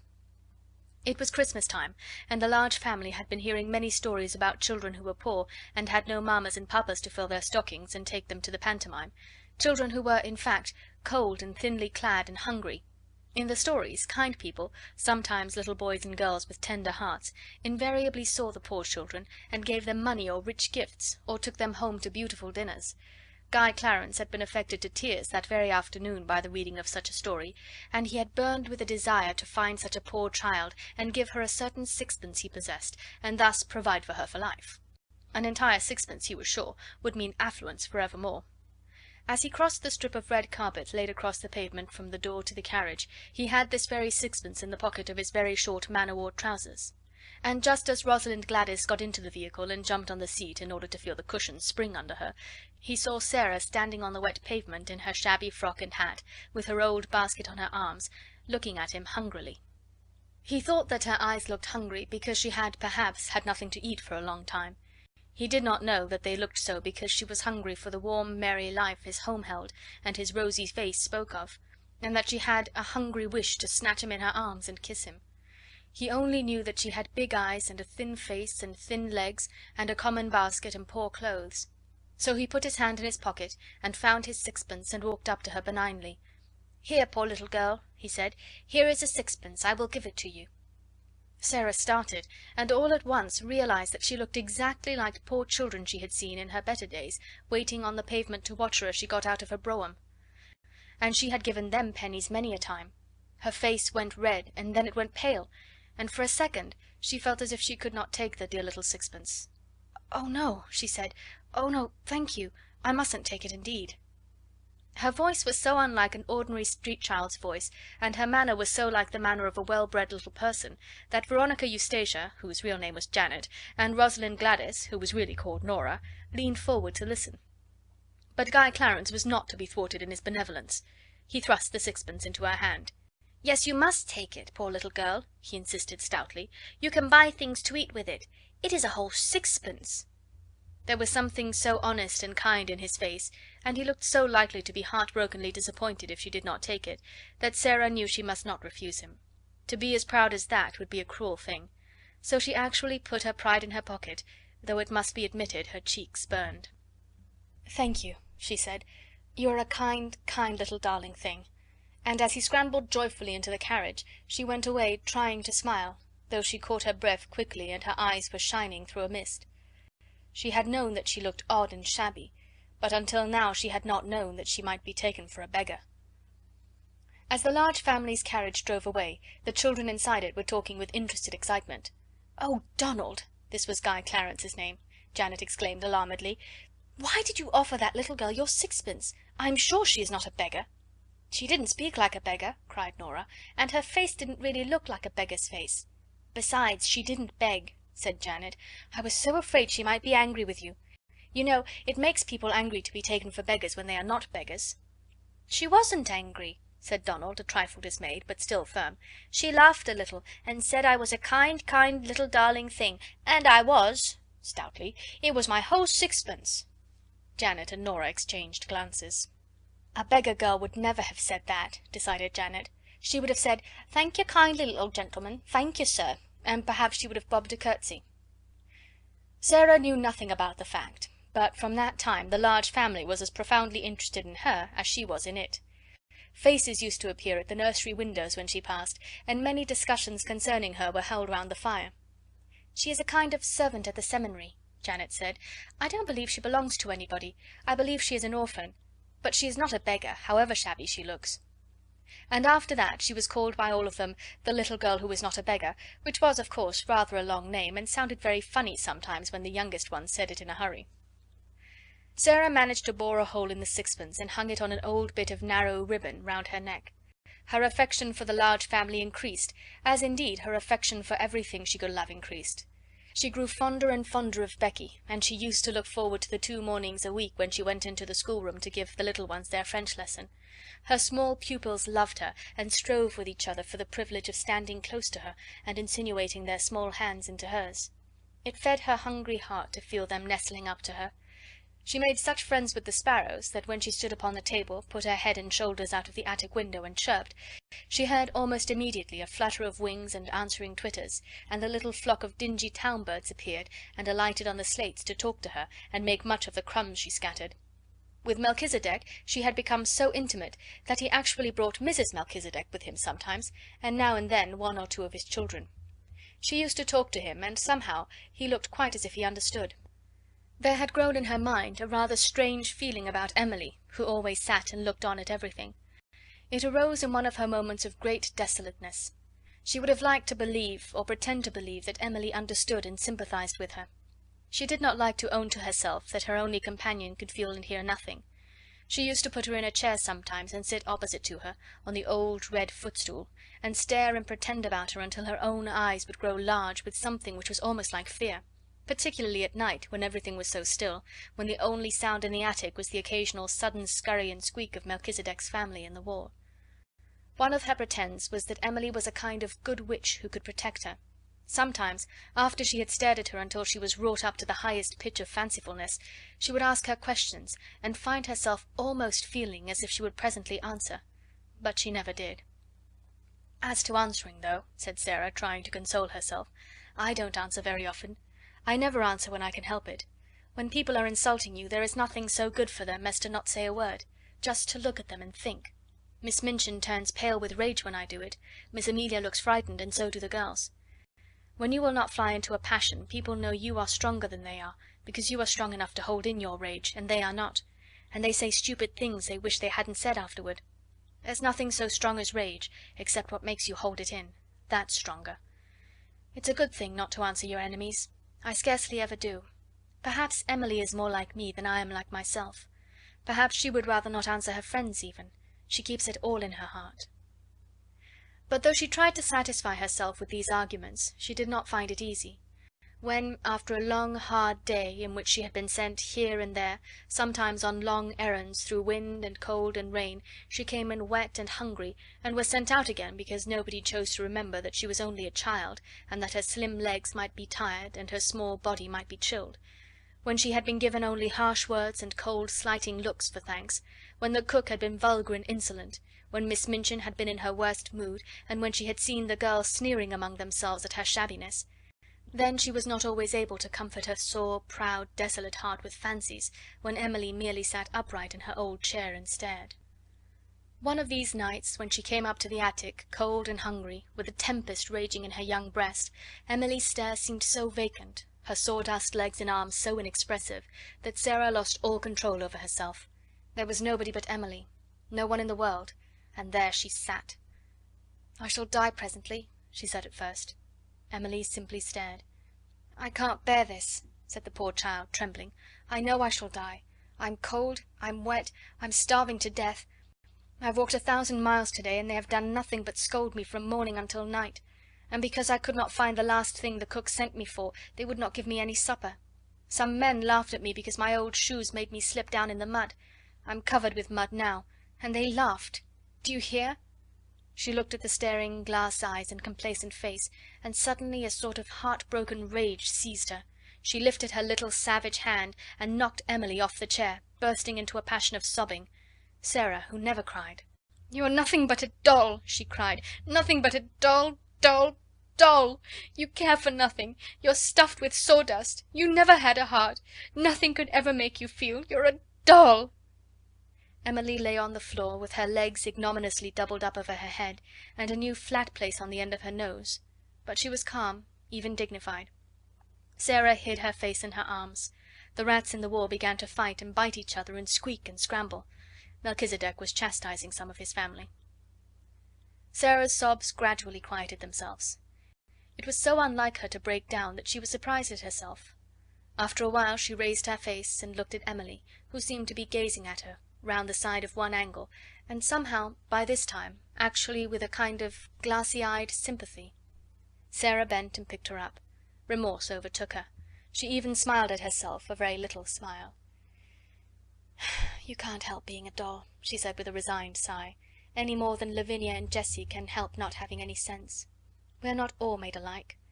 Perhaps you do your sawdust best." And she kissed her, and shook her clothes straight, and put her back upon her chair. She had wished very much that some one would take the empty house next door.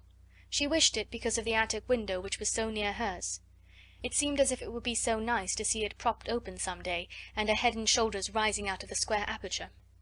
If it looked a nice head, she thought, I might begin by saying good morning, and all sorts of things might happen. But of course it's not really likely that anyone but under-servants would sleep there. One morning, on turning the corner of the square after a visit to the grocer's, the butcher's, and the baker's, she saw to her great delight that during her rather prolonged absence a van full of furniture had stopped before the next house, the front doors were thrown open, and men in shirt-sleeves were going in and out, carrying heavy packages and pieces of furniture. "It's taken," she said. "It really is taken. Oh, I do hope a nice head will look out of the attic window." She would almost have liked to join the group of loiterers who had stopped on the pavement to watch the things carried in. She had an idea that if she could see some of the furniture she could guess something about the people it belonged to. "Miss Minchin's tables and chairs are just like her," she thought. "I remember thinking that the first minute I saw her, even though I was so little. I told Papa afterward, and he laughed and said it was true. I'm sure the Large family had fat, comfortable armchairs and sofas, and I can see that their red flowery wallpaper is exactly like them. It's warm and cheerful and kind-looking and happy." She was sent out for parsley to the greengrocer's later in the day, and when she came up the area steps her heart gave quite a quick beat of recognition. Several pieces of furniture had been set out of the van upon the pavement. There was a beautiful table of elaborately wrought teakwood, and some chairs and a screen covered with rich Oriental embroidery. The sight of them gave her a weird, homesick feeling. She had seen things so like them in India. One of the things Miss Minchin had taken from her was a carved teakwood desk her father had sent her. "They're beautiful things," she said. "They look as if they ought to belong to a nice person. All the things look rather grand. I suppose it is a rich family." The vans of furniture came and were unloaded and gave place to others all the day. Several times it so happened that Sarah had an opportunity of seeing things carried in. It became plain that she had been right in guessing that the newcomers were people of large means. All the furniture was rich and beautiful, and a great deal of it was Oriental. Wonderful rugs and draperies and ornaments were taken from the vans, many pictures and books enough for a library. Among other things was a superb god Buddha in a splendid shrine. Someone in the family must have been in India, Sarah thought. They have got used to Indian things and like them. I am glad.